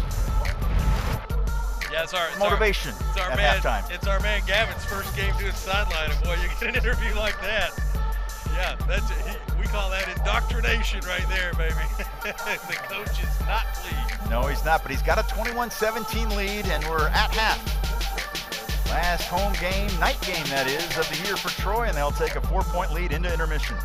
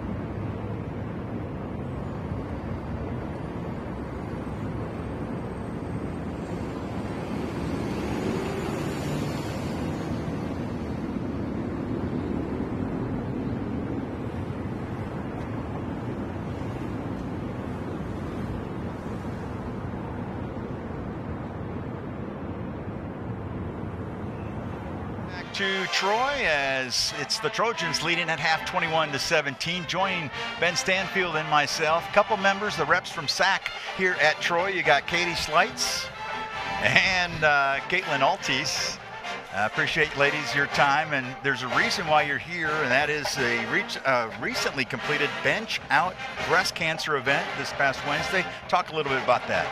Well, every year SAC hosts, this is our Troy's 11th annual Bench Out Breast Cancer. We do a big competition among athletes as well as members of the community. We had Troy PD and Troy FD come out this year and put out some big competition just to raise money for breast cancer research funds. Nice. Well, tell us what it means to be involved with a cause like this. Yeah, it's very powerful. I mean, the whole community coming together, not just athletes, but you have the whole Troy, community coming out, raising money for a really big cause. And I know people are going through it, have been through it. We have a lot of loved ones.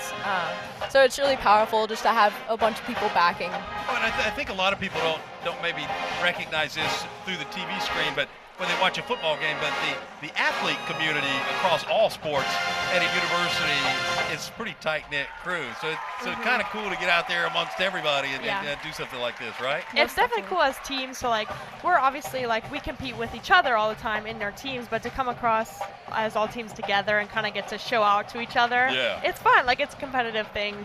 Athletes, we always try to one up each other, so you kind of bring out that competitive side.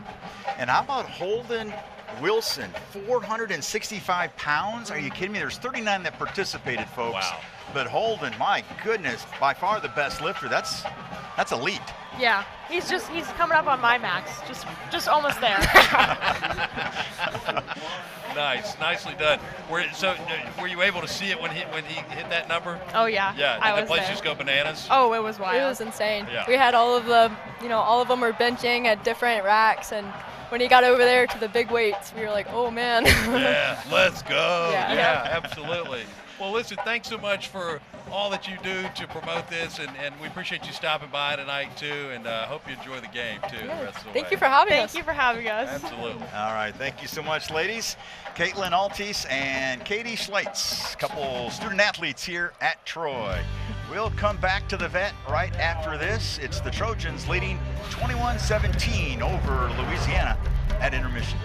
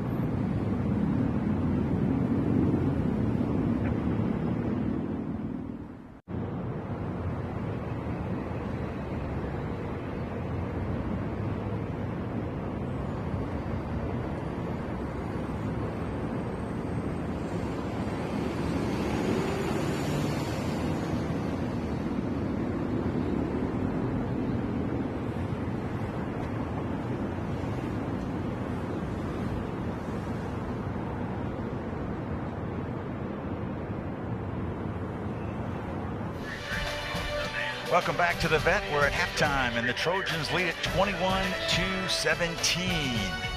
I said that was the last home night game. Well, they switched next week's game to linear, and it will be a night game against Arkansas State. So I had to get that housekeeping done there. Yeah. Scheduled-wise, it was going to be the last evening home game. Bumping Here are your up. first half stats. We know this is for sure. Anything jumping off the page? Well, I will say this, time of possession really favoring Troy right now. The turnovers are a big deal too. That's kind of the difference in the ball game. 2 turnovers for the Raging Cajuns, and Troy turned both of them into points, and has really been able to benefit off of that. Of course, Troy's turnover turned into a touchdown as well in this game, and so it just goes to show how important they are and where they happen on the field too. So field position going to be a big deal in this game. If Troy can keep Lunch pinned back inside his own 20 a lot in the second half, they could probably get out of here with a win. If you're at Louisiana, you're trying to set things up midfield somehow, if you can do that. Let's take a look at the first half highlights. And it was an impressive opening drive for Troy. 11 plays, 67 yards. The final 8 yards by Tucker Kilcrease. And it was 7-0. Then Louisiana had the football. They go 75 yards in 2 plays. That was a 36-yard strike from Lunch to Shelton Sampson. A missed field goal by Scott Taylor Renfro kept it at 7. And then the defenses took over. We even had that sack Lunch for Troy. And there, a near pick 6 by Flowers. A couple plays later, it's Perry scoring 14-7 Raging Cajuns. And then a big play here. The pick 6 by Jaquez White, 30 yards. Extra point was good, and we're tied at 14.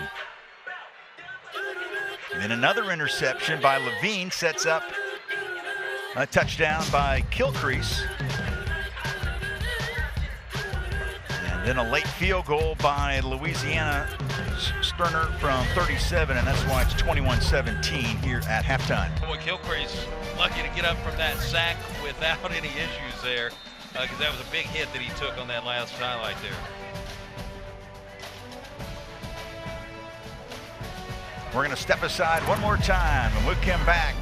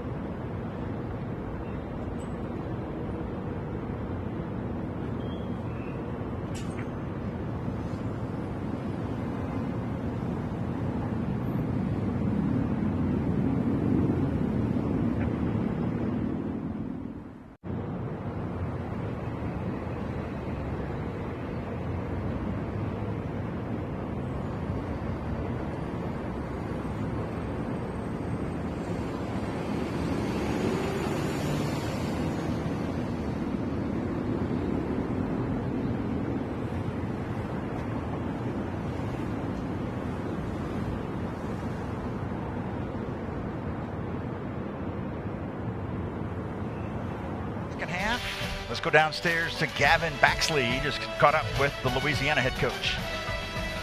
Coach Des coming out of the locker room. He said, look, guys, told his team that it's a 60-minute ball game. Obviously, the turnovers were a bit of a problem, but they have to continue to focus on what they're doing. And talked with Winfield as well and said, look, we know what he can do. We know what he's capable of, and he's a goldfish. He's going to be able to erase those turnovers from his mind, be ready for this second half.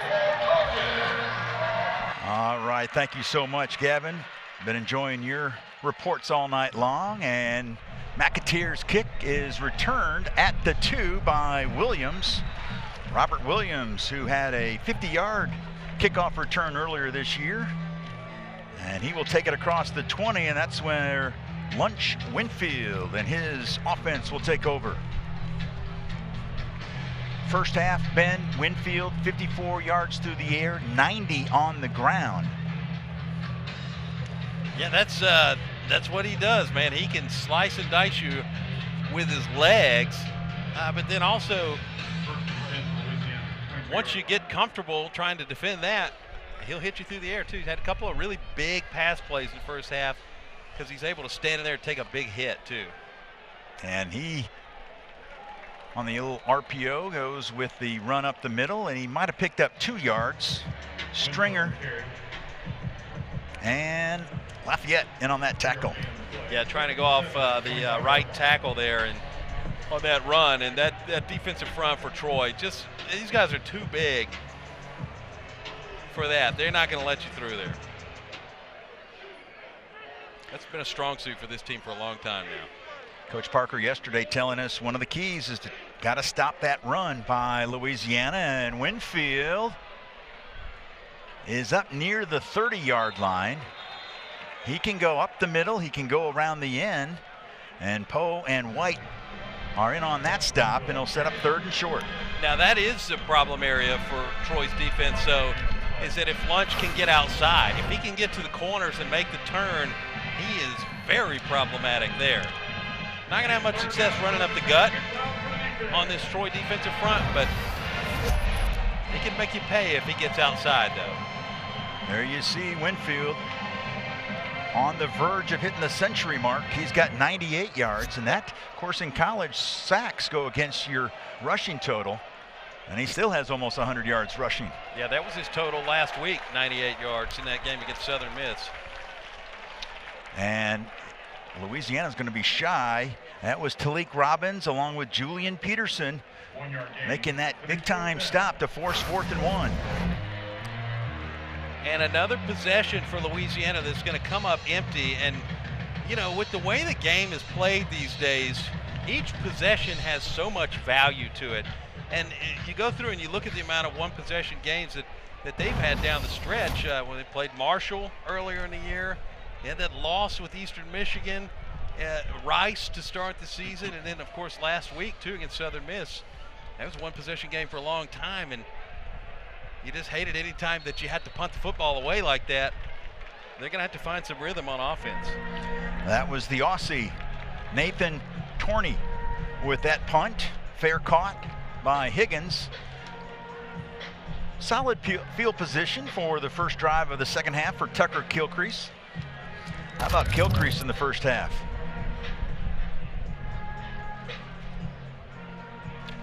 For Kilcrease, 9 of 15 in the first half, 73 yards, and they're trying to obviously add to that, and of course he's got to avoid getting sacked too. That's been the big thing in this game tonight for him also. Of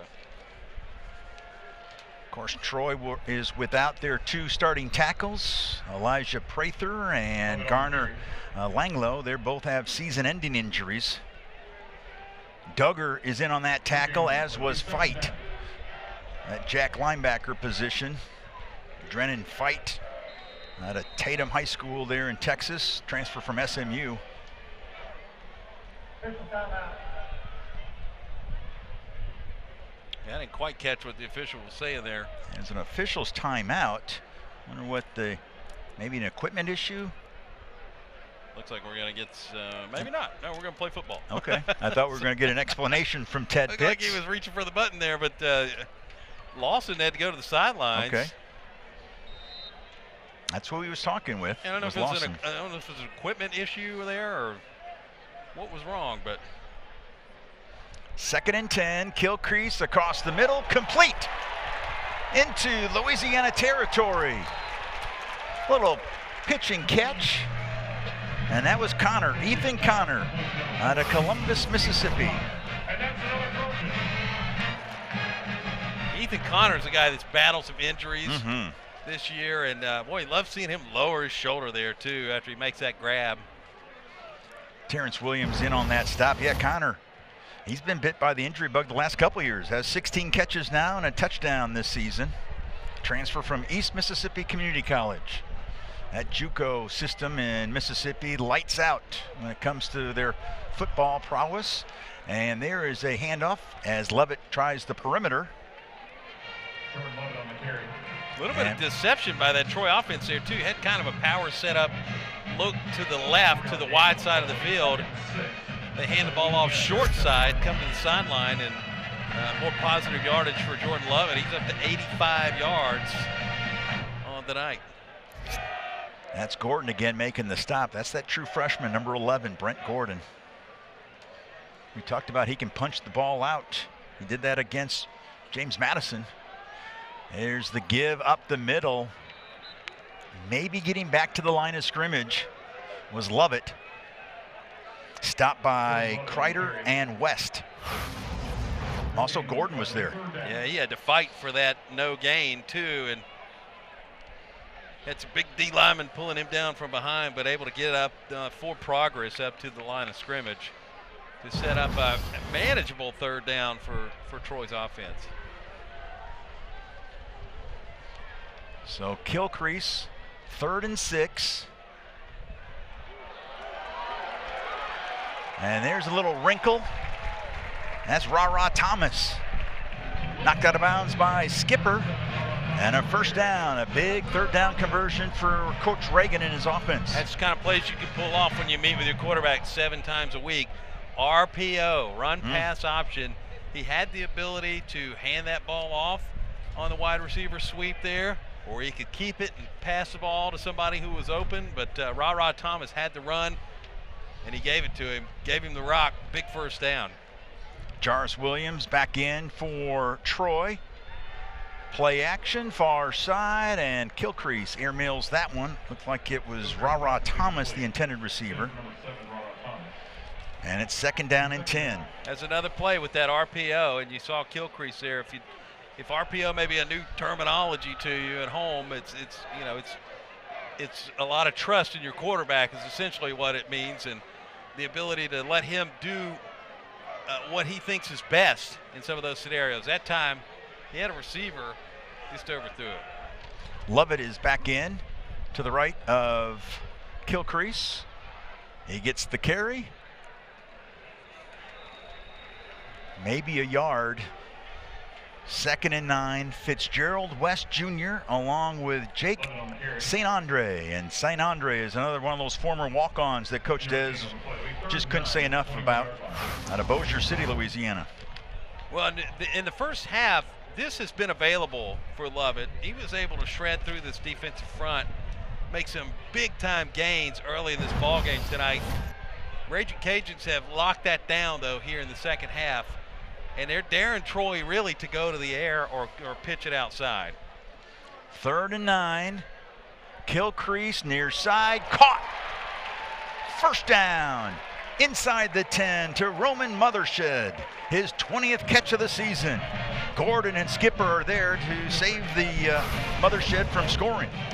Mothershed is another guy in this receiving corps. We're watching these guys grow up through the season, and his stats last week, just had 1 catch for 5 yards, but he's a threat outside. He's somebody that you got to respect in this receiving corps. You got him, P. Higg, Ra Thomas, DJ Epps, Trey Taylor. There's a lot of playmakers that have grown up before our eyes this season in this receiving corps. Lovett gets a couple yards, and yes, Sean Reagan was telling us he was probably most proud of the wide receiver. The more detail that they have done with their route running, Last year there was just one guy. It was Devontae Ross. Yeah. And it's a lot more fun, he said, this year.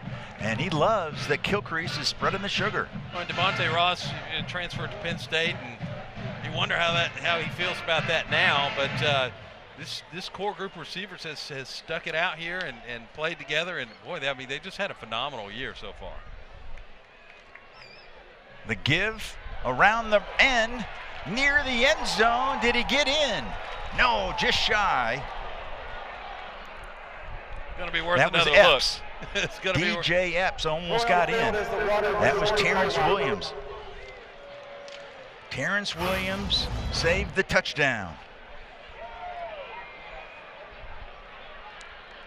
Ooh, I don't know. He might have gotten in. It's close. It's very close. 3rd and goal for the Trojans at the 1-yard line. Gavin Baxley, did you think he got in? Guys, it looked like he may have gotten in there. He spun and kept with that second effort, reached across. I thought they're going to try and score here instead. It's going to be into the end zone and a touchdown. That's Lovett finding the promised land, and Troy has extended its lead. Yeah, nice touchdown run by Lovett there, and no problem getting into the end zone after it was extremely close on that last play. It did look maybe like the hip was down on that play just prior to that, but yeah, great touchdown run there from Lovett, and the big guys up front earning their pay on that one.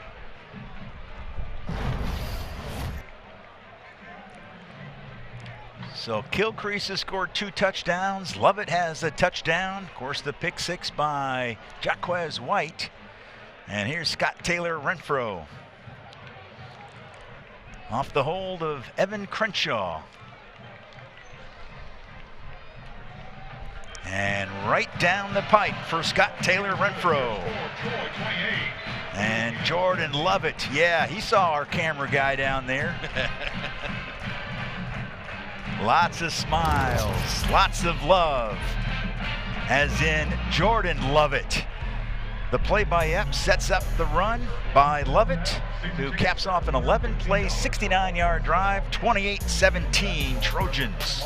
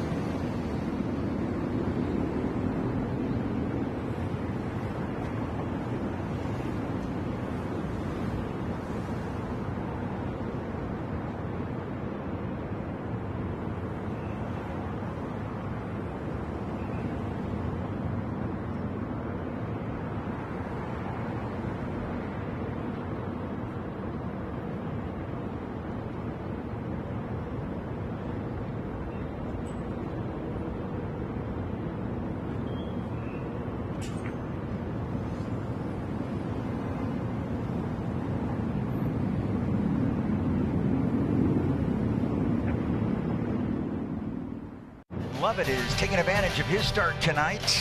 Tay Meadows out of the lineup tonight for the Trojans, and Lovett, 18 carries, 88 yards, and that touchdown just moments ago from 1 yard out. Yeah, got a nice shot to get into triple figures tonight in the ground game for Lovett. McAteer, another touchback for the Irish kicker. We're going to step aside. Time for another break. When we come back, Louisiana will have the football, trailing by 11.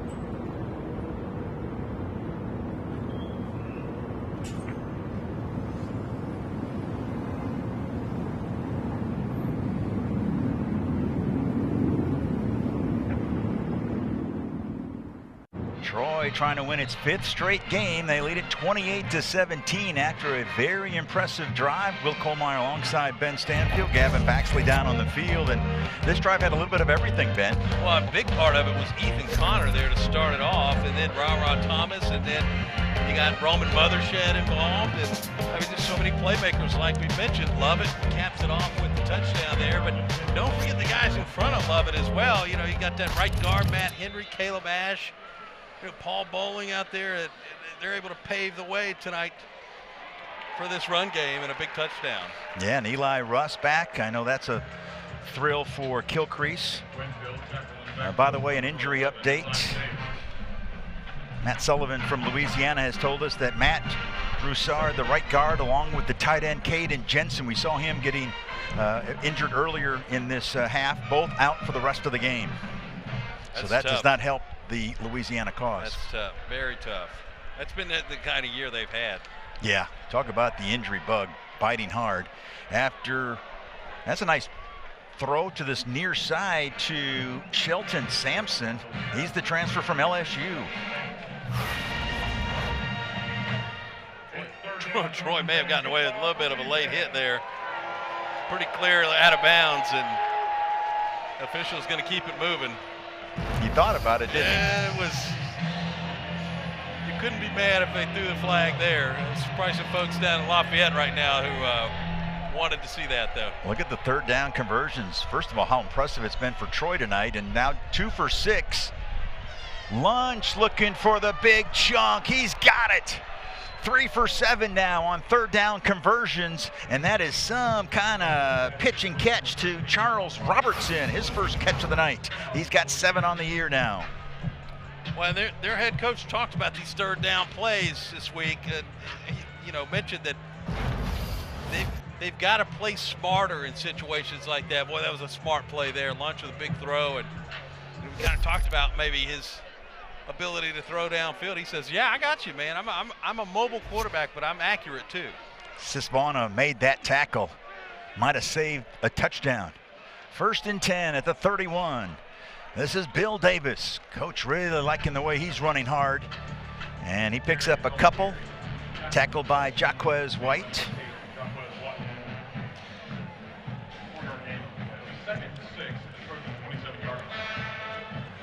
Starting to get in that situation where you're thinking about time on the clock. We're 5 minutes to go in the third quarter, but you're down 2 scores in the ball game, so you got to start thinking strategically and long term. Got to get some points on the board on this drive if you're Louisiana. 2nd and 7. Little play action. Lunch. Well, he got hit hard at the 25-yard line by Luke Hodge. Boy, I love the way Troy's defense had this eaten up. All the dots were covered on the field, like Pac-Man. They gave Lunch a couple of yards, but nothing big. They let him have a little bit underneath, a little bit of a taste of Lunch, but no big scoops like they saw on that previous play. Hodge out of Anianta, Alabama, had that huge game against Clemson earlier this year. 3rd down and 4. Whitfield across the middle. It's caught, and it's another first down for the Raging Cajuns. The ball squirts out. Devin Lafayette recovered it. I think he's going to be down. But he was down. I think that was Robertson again. Let's see. The ruling on the field is a fumble recovered by the offense. It was a fumble. And the Raging Cajuns recovered it. Wow, there's another look. Hitting the first receiver he looks at. That was Robertson. Ball did come out before he got to the ground, but yeah, the Raging Cajuns able to jump on top of it. Cooper Fordham, the center, redshirt sophomore out of Jacksonville, Florida, saved the day for the Cajuns. And the Raging Cajuns now have it inside the red zone, and now a timeout for Louisiana, and Coach Dez is not happy to burn a timeout with 3:31 left in the third quarter.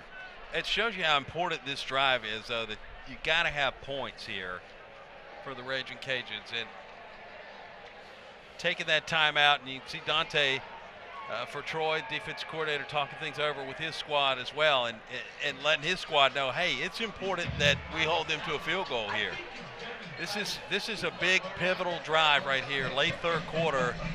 They can really tell the tale for how this game's going to go, because if Troy's able to get a stop, hold this team to a field goal here, and add any sort of points on the other end, it's going to be a big tall order in the fourth quarter. How about Dante Wright's, I beg your pardon, sorry, didn't mean to interrupt, but Dante Wright yesterday talking about a conversation in the second half that J-Rock, who is Jordan Stringer, came up and talked to Kilcrease. They were down 28-7. He apologized to Tucker, said, hey, I'm sorry, we're just not getting it done on the defensive side. And Kilcrease said, don't say sorry, we're in this thing together. Yeah.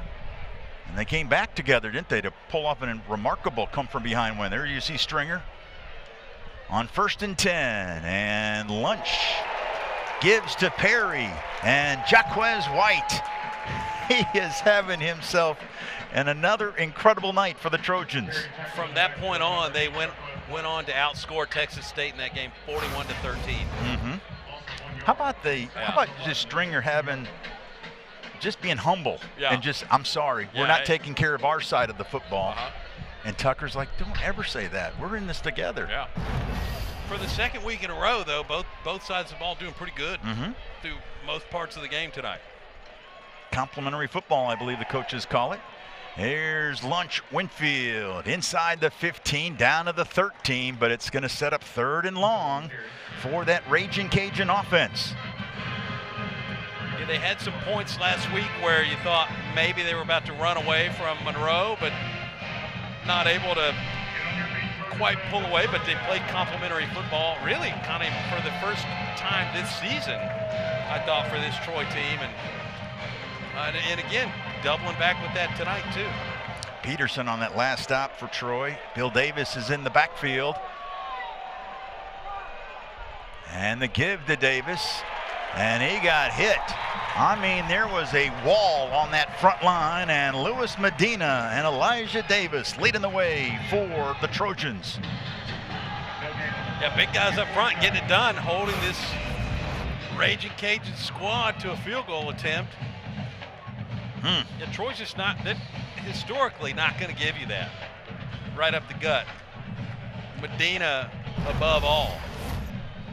Medina, as many would say, has that dog in him. He's certainly a tough guy.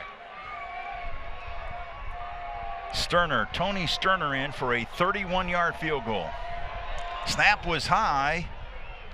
Nice job by Torney to get the snap down where he could hold it for Sterner.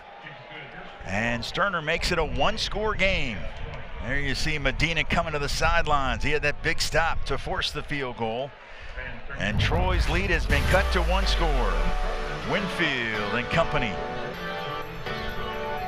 trailing now 28-20.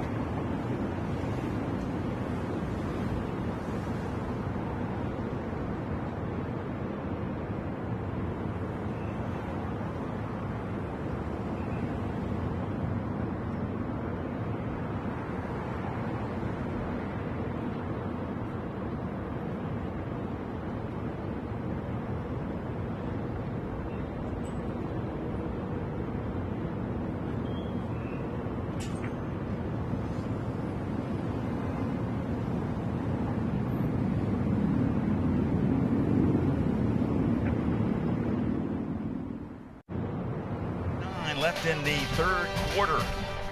28-20 Troy. After that 31-yard field goal to cap off a 10-play, 62-yard drive. Here's how the season started. The preseason poll, Louisiana played in the championship game a year ago. They were predicted to finish first. Troy was predicted to finish sixth, just behind Southern Miss at number 5. But look at it now. Southern Miss with the win earlier today against ULM, so they are now bowl eligible. They're 4-0, so Troy needs a win tonight to stay in pace with Southern Miss. But how cool is that? Of course, Louisiana back with those injuries. Yeah. It just has not turned out, but there's still a lot of meat left on the bone for the Raging Cajuns. But how about Troy and Southern Miss predicted down at near the bottom of the Sun Belt West, but yet they have been so far perfect. Well, and they play at the end of the season. Yes. And if this holds, you got a little de facto playoff within the Sun Belt. You would have two teams playing for a spot to play the very next week in the championship game. And that would be fun. That would be fun to see that down the stretch. But there's a lot more between now and then, though. Arkansas State comes in here next week for Troy. And Louisiana's not out of it yet either. No. One of the telling stats of the season for Southern Miss, a buddy of mine, Marty Wyndham, works on their broadcast. Through 8 games, Southern Miss has 18 touchdown passes and only 4 picks. Previous 2 seasons, they had 22 touchdown passes and 25 interceptions. Whoa. So that is some telling stats right there, how Southern Miss and Coach Huff have turned it around. And Coach Parker and company, they've done a nice job of turning it around, trying to win their 5th straight. Flowers makes the tackle there on Ra Thomas. Yeah, he came from across the league at Marshall to Southern Miss, and he's done a nice job down there. And boy, I tell you, I wouldn't want either one of these teams on the schedule right now. No. And this, of course, we had the game last year here in Troy. They're in Hattiesburg this year to wrap up the regular season. And like you said, there'll be a lot on the line. At least it looks that way right now for that season-ending matchup. That is Kadarius Miller along with St. Andre in on that tackle.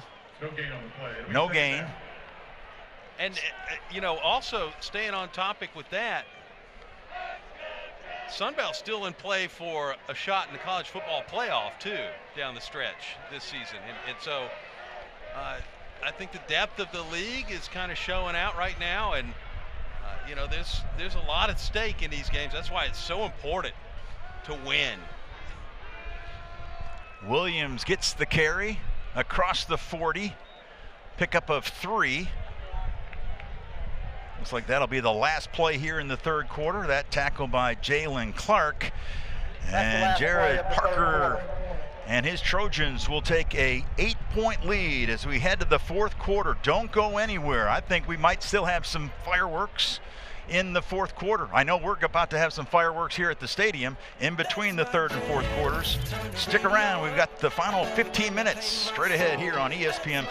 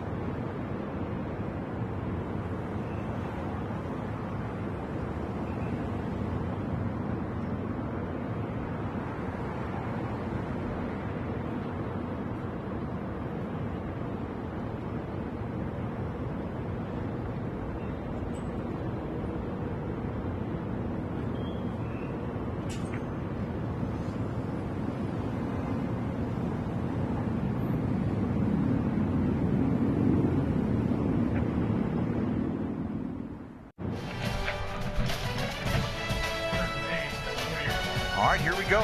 Fourth quarter, 28-20, Troy. Third down and 8 at the 40-yard line. Kilcrease has Williams to his left.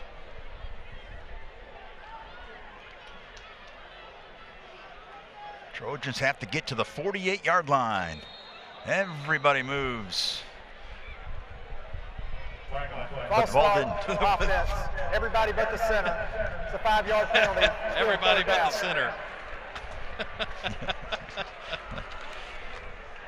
Everybody but the center. Yep. And there it goes. Paul Bowling's going, what? Oh, so you did identify him. Okay. Well, it's 3rd down and 13 now, and on a serious note, Gavin Baxley told us that Eli Russ, the preseason All-Sun Belt Conference offensive lineman, is in the tent right now for Troy. He just came back from an injury tonight, and that pass is incomplete on 3rd and 13, and so Louisiana does what they had to do. After the field goal, they force a punt, and the Raging Cajuns will have the football in a one-score game. Yeah, defense gets off the field, and it's lunchtime again, and you know, you got to come up with some points again. 3, I think, is a great number here to strive for, you know, but obviously a touchdown, you can tie this thing up, but this is going to be a fun 4th quarter, I think.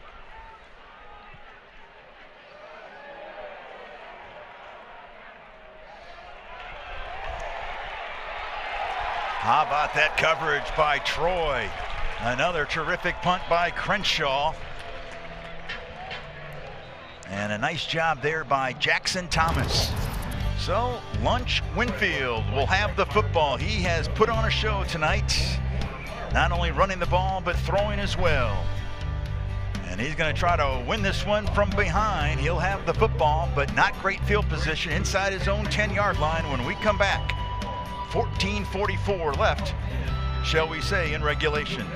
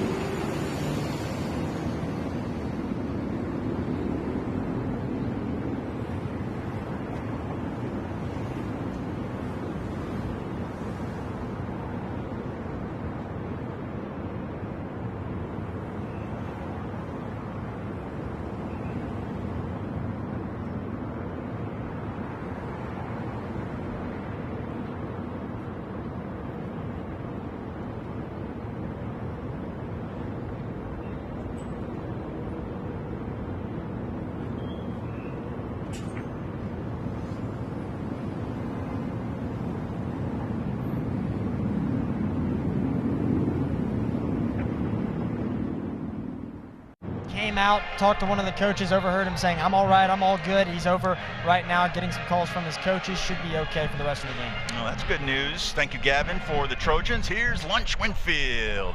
Up in the air, falls down at the 15-yard line. A solid pickup by Winfield on 1st down. Stopped by Phil-Zami along with Stringer. Well, one of the things I mentioned coming out of the half was that Troy needed to play sound field position football and back Lunch up, and they've done that to start this drive, but can they hold it defensively? They held it nicely defensively on that play to set up 3rd down.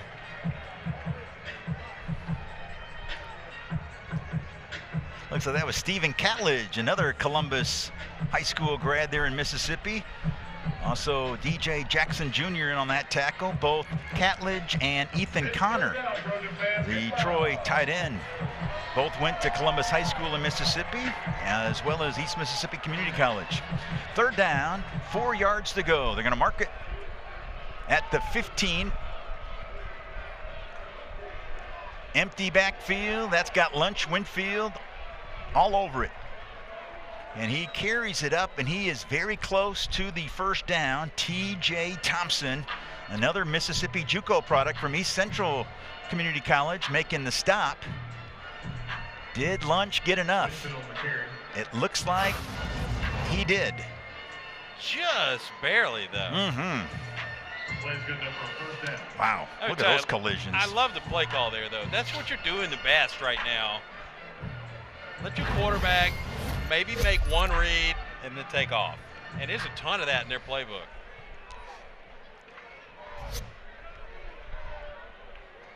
First and 10 as Louisiana goes with Lunch again. Got into that secondary in a hurry. Jaquez White makes the tackle, but not before a first down run all the way up to the 36-yard line. Yeah, and if we see that again, you'll see him. He takes one look, and then he takes off running. He's got a lot of times in the way they draw this up for him, one option picked out, predetermined, or cruise control, and cruise control was the choice on that play, and a good one. Winfield, another first down carry.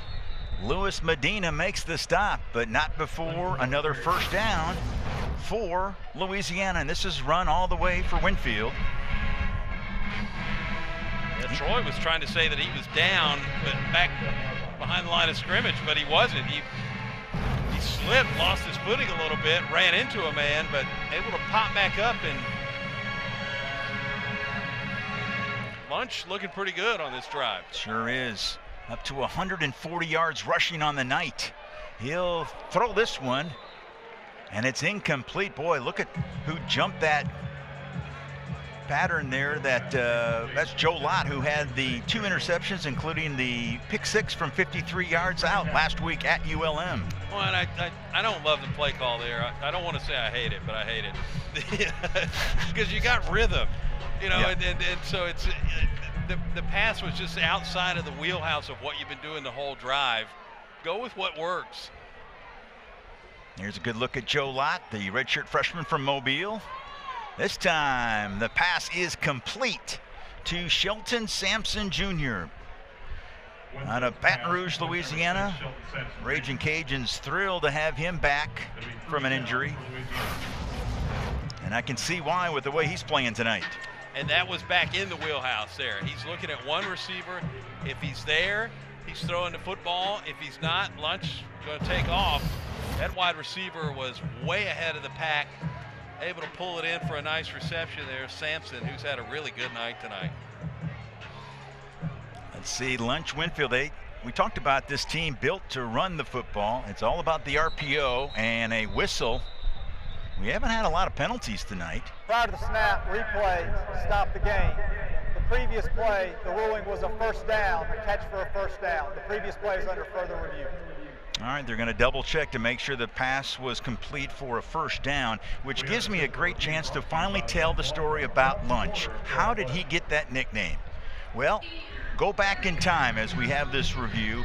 He's a toddler, and his grandpa gave him the nickname. So he was at the lunch table.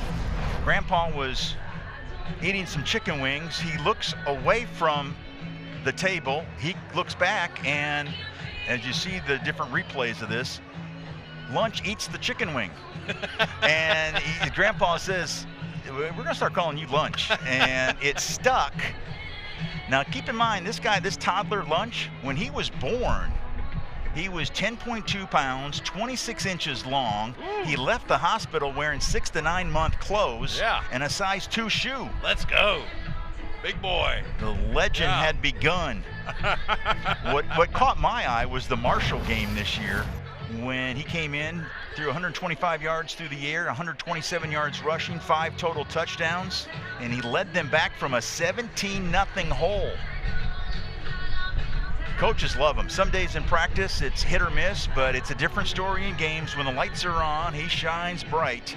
And when he's playing free and relaxed, the coaches say, look out. He's fun to watch. I told you earlier, it reminds me a lot of Dak Prescott. A little bit. We've watched the replay here a couple of times too. Sampson was about a foot and a half short. He's a little shy, wasn't he? That first down marker. And I'm sorry, I had to get the lunch story in. No, I'm glad you did, because I wanted to hear it. But yeah, you can see that he is just shy of the first down. But we'll wait for the official ruling. After further review, the receiver caught the ball and then was short of the line to gain when he went out of bounds. The ball will be placed at the 43.5-yard line. It'll be third down. A nice job by Ted Pitts explaining the situation, our referee. Yeah, big third down here, but it's 4-down territory. Yep, 1-score game. Yeah, you're going for it at this point, at this spot on the field. He was asked, are you out to prove people wrong? He said, no.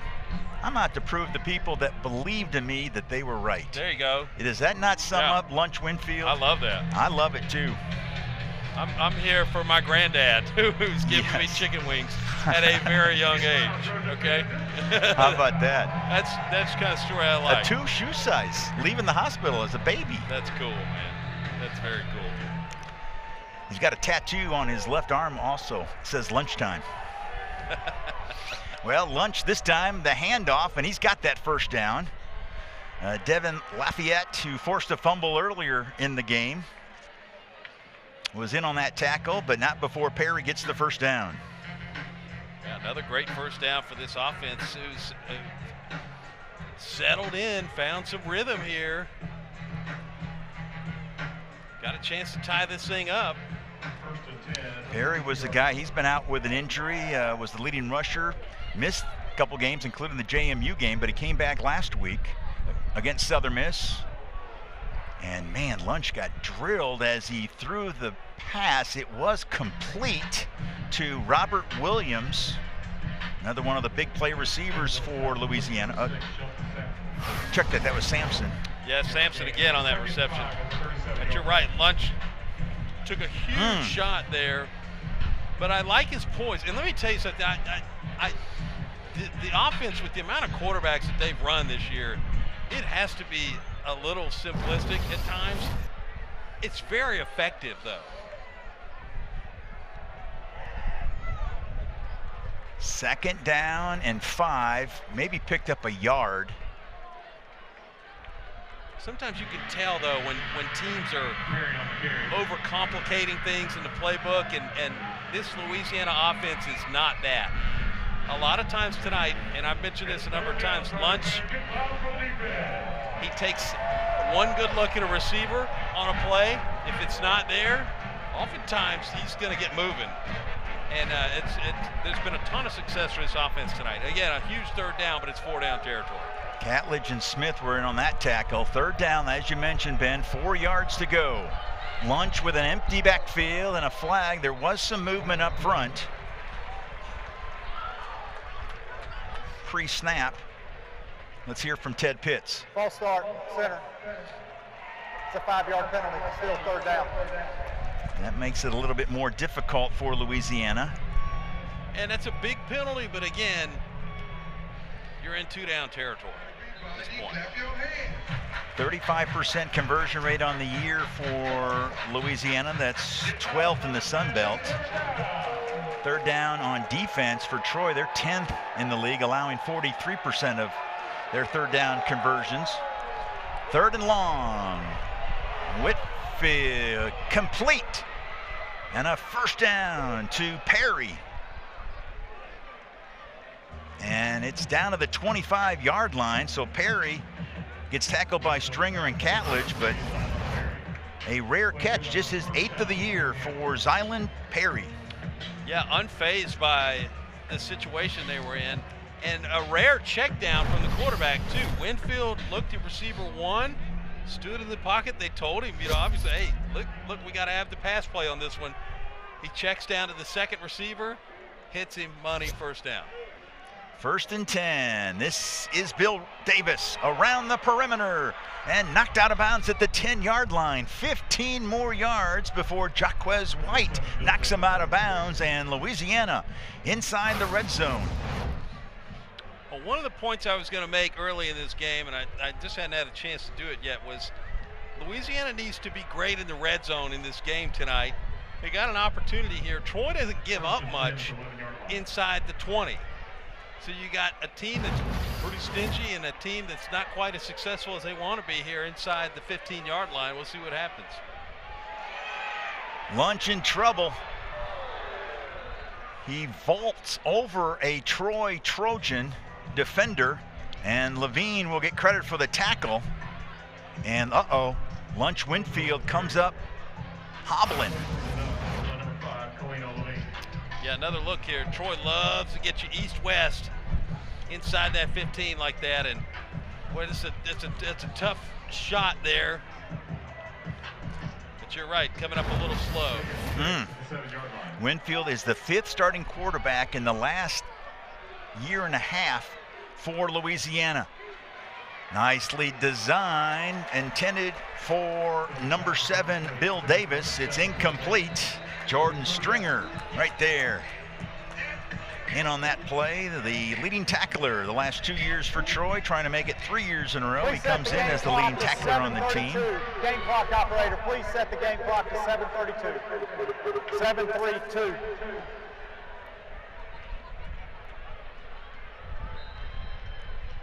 And Lunch wanted a flag for something at the end of that play. And I'm not sure what it was, but it just didn't quite develop for the Raging Cajuns. And again, this is where Troy's defense is their best. Their backs against the wall like this. 3rd down. Louisiana has to get to the 2-yard line to get a first down. Lunch in trouble, and he is sacked back at the 10-yard line, and it'll set up 4th down. That was Louis Medina along with Julian Peterson. A couple nose tackles combining on that tackle.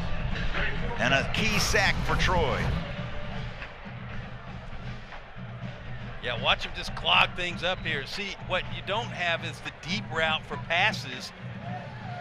So there's not a whole bunch of time for this quarterback, and it's pressure up front. You know you can send an extra man.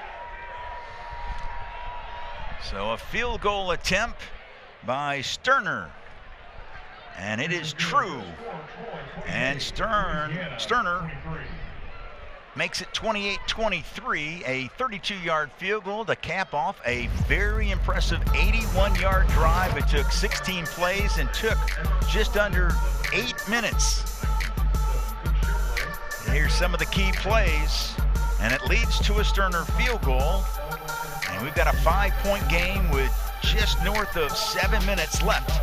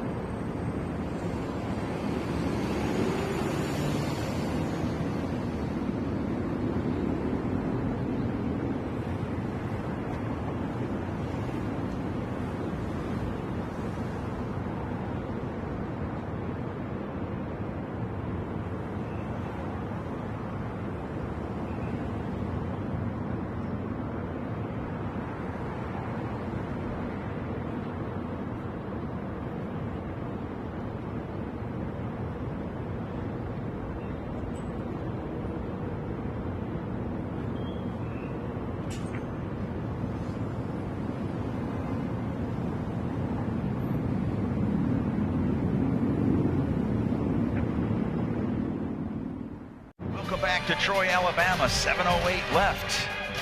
Troy's lead now has been evaporated to just 5 points. Checking the Sunbelt scoreboard. App State and ODU give the Monarchs the win. Also, Southern Miss, what a turnaround the Golden Eagles have had this year. Big-time winners over ULM. And Arkansas State, a team that will be here next Saturday night, leading by a field goal over Georgia Southern. So there have been some real stories, including this Troy Trojan team this year in the Sun Belt. Some major turnarounds. Troy looking for their 5th straight win and trying to match Southern Miss's win earlier today to stay tied for first in the West at 4-0. You know, I want to compliment Butch Jones and Arkansas State too. A couple of years ago, they were here and we called their game when they came down to Troy, and it was a dismal performance. It just looked like maybe things were unraveling there. He was able to get it back together and get this team on a winning note, and boy, they're playing good football, Arkansas State, right now. And if they get a win tonight, got a nice showdown here next Saturday, prime time on ESPNU with Troy and Ark State. The fake to Lovett, the pass upstairs, caught, tackled immediately by Flowers. Maybe a couple yards. That pass completed to Epps. Yeah, he got 2 yards there. A couple things at play on this drive for Troy. All right, the clock needs to be moving, and so that's good on that reception. But also, you really got to come up with some points here if you want to get this win. Defense is too tired. It's a balancing act. You can't go too fast, because if you get off the field too quickly, defense is gassed right now, and they gotta have a little bit of a break here to finish this thing out. But Kilcrease again near side, and again the pass is caught by Epps. That's Flowers again with the tackle. That's turned into a pretty good rivalry there too, Flowers and Epps. Yeah. And those Troy coaches got over there in a hurry to make sure things are getting a little chippy out there. Watch this. Epps coming out of bounds. Yeah. Playing big boy football tonight. That's Sun Belt Conference football. Yeah. I mean, you better bring your A game, and you better strap on your helmet, because it seems every week. Yes. Like you mentioned, big boy football. There's Flowers right there. Down at the bottom of your screen. Kilcrease in trouble. And a whistle and a timeout by Jared Parker. Right at snap. Timeout. Right before the snap. He noticed something out there that he did not like, and so he burns a timeout. And we'll step aside as well. When we come back, Troy will have it 1st and 10 with 5:47 left at the 36-yard line. I don't know if they were going to get procedure.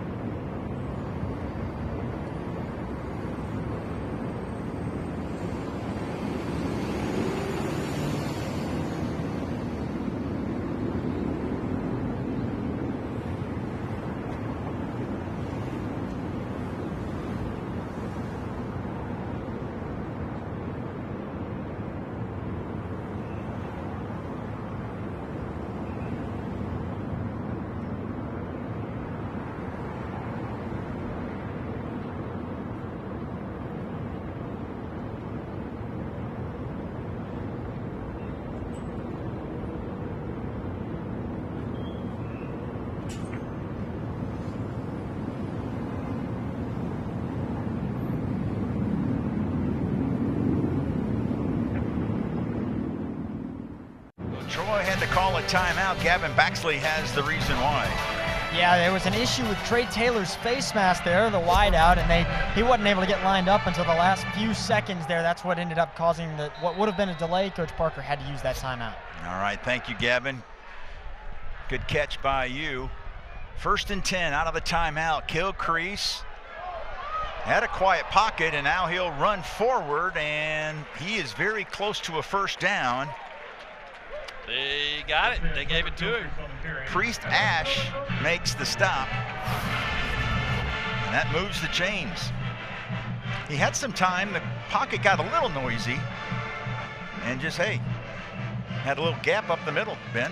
Yeah, and, my favorite thing is the clock's running. Yeah. Especially if you're trying to close out a ball game.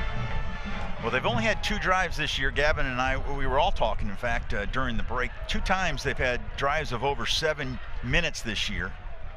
One was against South Alabama, the game that we called, led to a field goal. Run by Lovett there. And the other time it was against Clemson, Gavin was telling us, and it ended up turnover on downs. And they're trying to eat the last 7 minutes. The reason I said that is that they're trying to eat the final 7 minutes here tonight. Yeah, a lot of what might have been in that Clemson game this season for this team.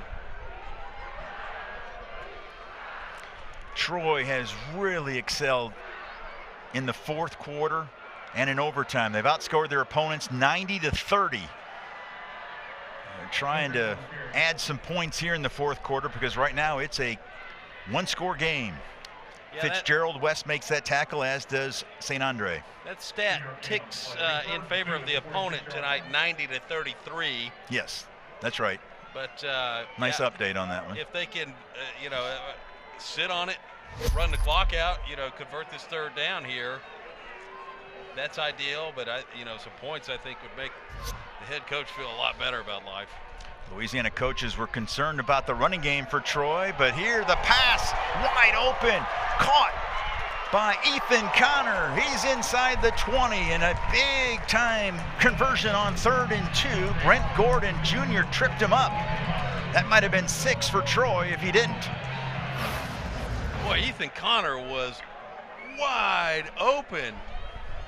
Able to slip him out there. Louisiana never gave him a second thought after the ball was snapped. He was wide open, and a huge gain at an important time in the game too for Troy's offense. How about 27 yards? And yes, Coach Des was talking about how impressed he was with their RPO, that they do well on the run, like this run to the end zone. Touchdown, Jordan Lovett.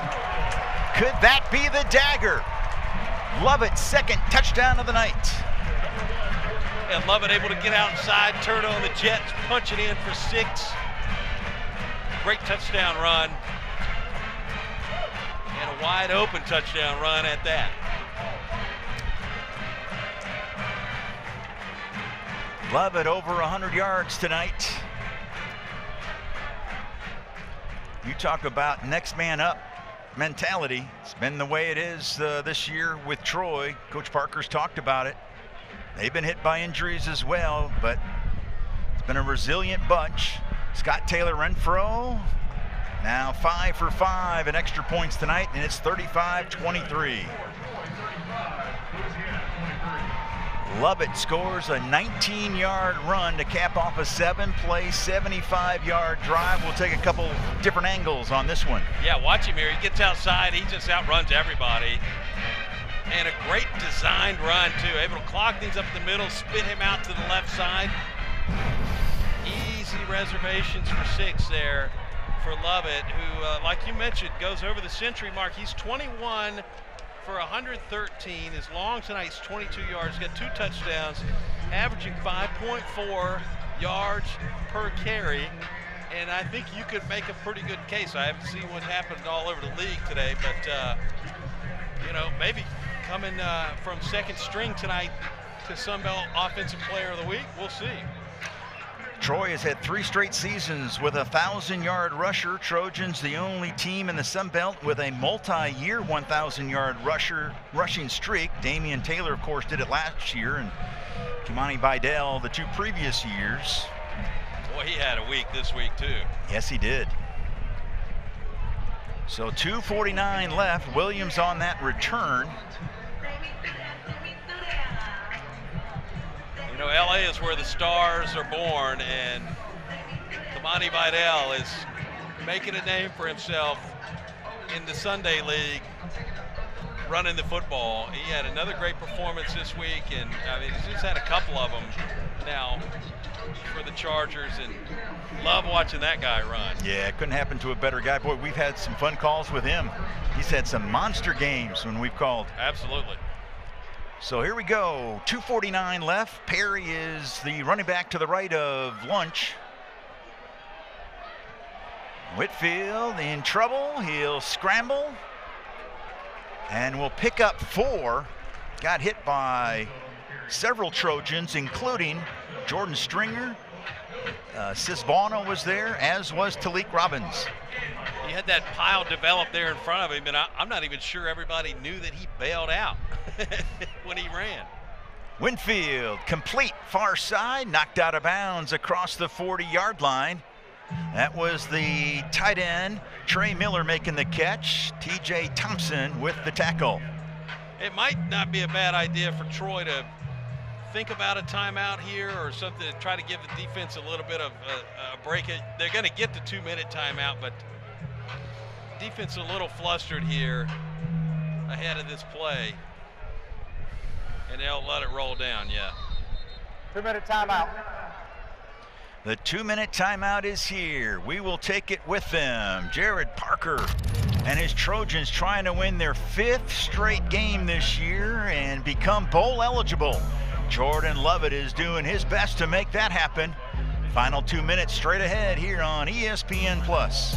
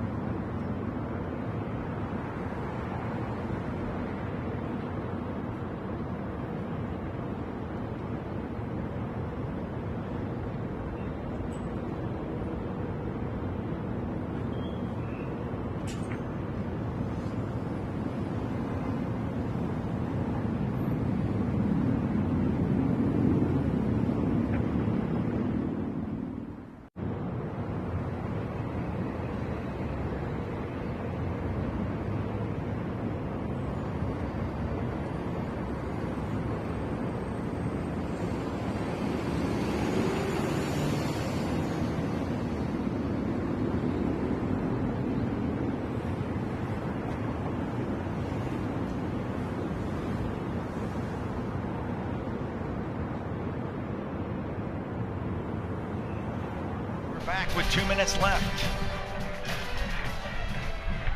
Louisiana down by 12. Winfield in trouble, and he is sacked back at the 35-yard line. That was Donnie Smith, the bandit. Timeout, Louisiana. It's their second. Yeah, how about half. Donnie Smith? Please Watch him reset the here. game clock to 1:55. Maybe could have gotten a holding call and still able to get the sack lunch. Troy has had 3 or more sacks now in 5 of their last 8 games, with 3 sacks tonight, and 6 or more tackles for losses now in 7 of the last 8 games this year. And how about, I know Troy leads by 12, but how about the magic number of 21? By 21, I mean they've got 21 first downs tonight.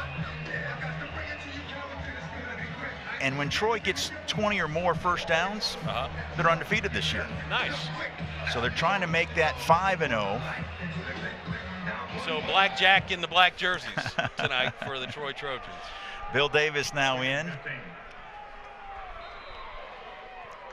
2nd and 15 after that sack by Donnie Smith. Pass to the far side, knocked away by Jaquez White. The Trojans forced 4 turnovers last week, all of them in the second half, and there's what we were talking about. Yeah. 21 first downs. They're trying to go 5-0 this year with that, and if they do hang on, not only will they be 5-0, they would have won 8 of the last 9 games dating back to last year when they get 20 or more first downs. Yeah, it's just been quite the run for Troy since that turning point last season. Great play by Jaquez White, too. That was an NFL-type pass breakup there. Never seen anything like it. That transition has been effortless for Jaquez White. He was playing at Washburn last year, D2. Now he's standing out at the FBS level. All right, 3rd down, check that, 4th down and long. This is basically the ball game for Louisiana. Yeah, just got to, if your Troy defense, got to keep it in front of you. If you're lunch, 2 check downs and let's ride. See if you can get this thing with your legs. And a whistle and a timeout by Troy right before the snap. Boy, they held in there as long as they could on that timeout, too. It's their second of the half. It'll be 30 seconds in length. There you see Dante Wright right then there, the defensive coordinator. You know, he's been friends with Jared Parker since they were kids. Here's the Week 10 TV schedule coming up. JMU at Texas State. That should be entertaining on ESPN2. Marshall will be at Coastal Carolina, also on the Deuce. And then back here at the Vet 1 week from tonight, Arkansas State at Troy on ESPNU. Of course, all those times are Eastern, but it'll be prime time next Saturday night here at Veterans Memorial Stadium. Yeah, in front of a nationally televised audience, and yeah, big time football game if this score holds, which decent shot at that right now, but Troy still got a little bit of work to do here on 4th down. Kyle George, the interim AD, excited about that opportunity to host prime time on national TV, I should say. Here it is, 4th and 15 for lunch. Looking to add to his buffet, and he just did. That catch, and he's right at the stick. Devin Lafayette makes the stop. But Charles Robertson, did he get the first down? William, that spot is as Reset the game close, clock to 1:40. It will start on my signal. as close as it gets. Oh my goodness. Wow, and Lunch took a major hit too. Lafayette tried to stop him, but he got it. Absolutely every single ounce. To look at the catch. The ruling on the field was a catch for a first down. Well, they buzzed down. They're gonna take a review, of course. Every single ounce of what they had to have for the first down. I mean, literally every inch. And they got it. It's gonna be, oh man, this. Yeah, do we not measure anymore? Is that a thing that's in the past? past tense, man. Come on, get with 2025, man.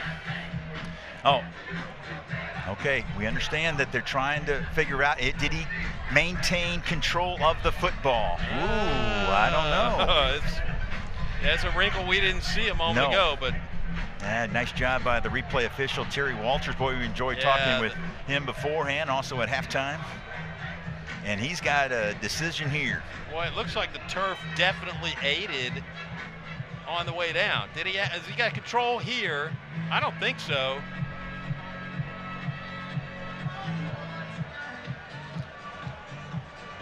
So this is the play. Boy, nice job by our crew. They've done a great job. Producer, director, Jackson Mercurio and his crew.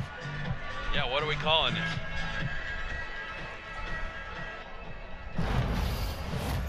This is going to be a pivotal review here.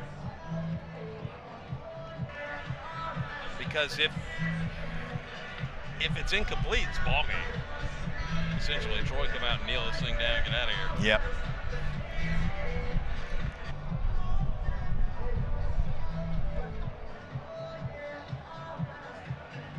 It was Anna Lister from our crew on the shot there. Yeah, I wanted to get Anna some love on that one. Nice job, Anna. Yep. So did Robertson have control all the way through? I don't know, and I think the longer this takes, here we go.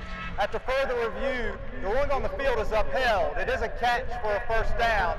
Please reset the game clock to 1:42. So the Raging Cajuns, they still have a pulse, Ben. Yeah, I can see a case either way here. You saw the ball move when it hit the turf, but it's 10 at the 49-yard line.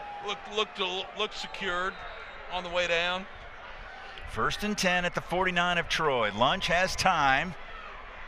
He launches to the far side, incomplete. He was looking for Williams. Robert Williams had that monster game, 134 yards a couple weeks ago against JMU, against that really good defense. Louisiana had the lead at halftime, couldn't quite hold on. Yeah, I mean, your receiver's there too, man. That's a play you got to have in this scenario. Down 2 scores, so you're going to need something on the board quickly so you can try to get the football back. 2nd down and 10. Blitz by Troy. Lunch got away from one, but not the others. Talik Robbins, also Jamal Williams were there, and that is a huge sack. Yeah, big time play on that defensive front. Louisiana, the 3rd and final timeout of the half. Williams has 3.5 sacks on the year.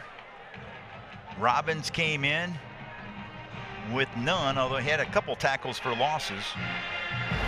Had that big fumble recovery, returned for a touchdown against Memphis. Memphis had a big come-from-behind win today against nationally ranked South Florida. Memphis, I mean, had that weird game with UAB. Yeah. Where they lost, but otherwise, you know, I think was a solid contender for potentially that playoff spot from the G5 level. Tulane, John Summerall, former Troy head coach, he's got a shot at it.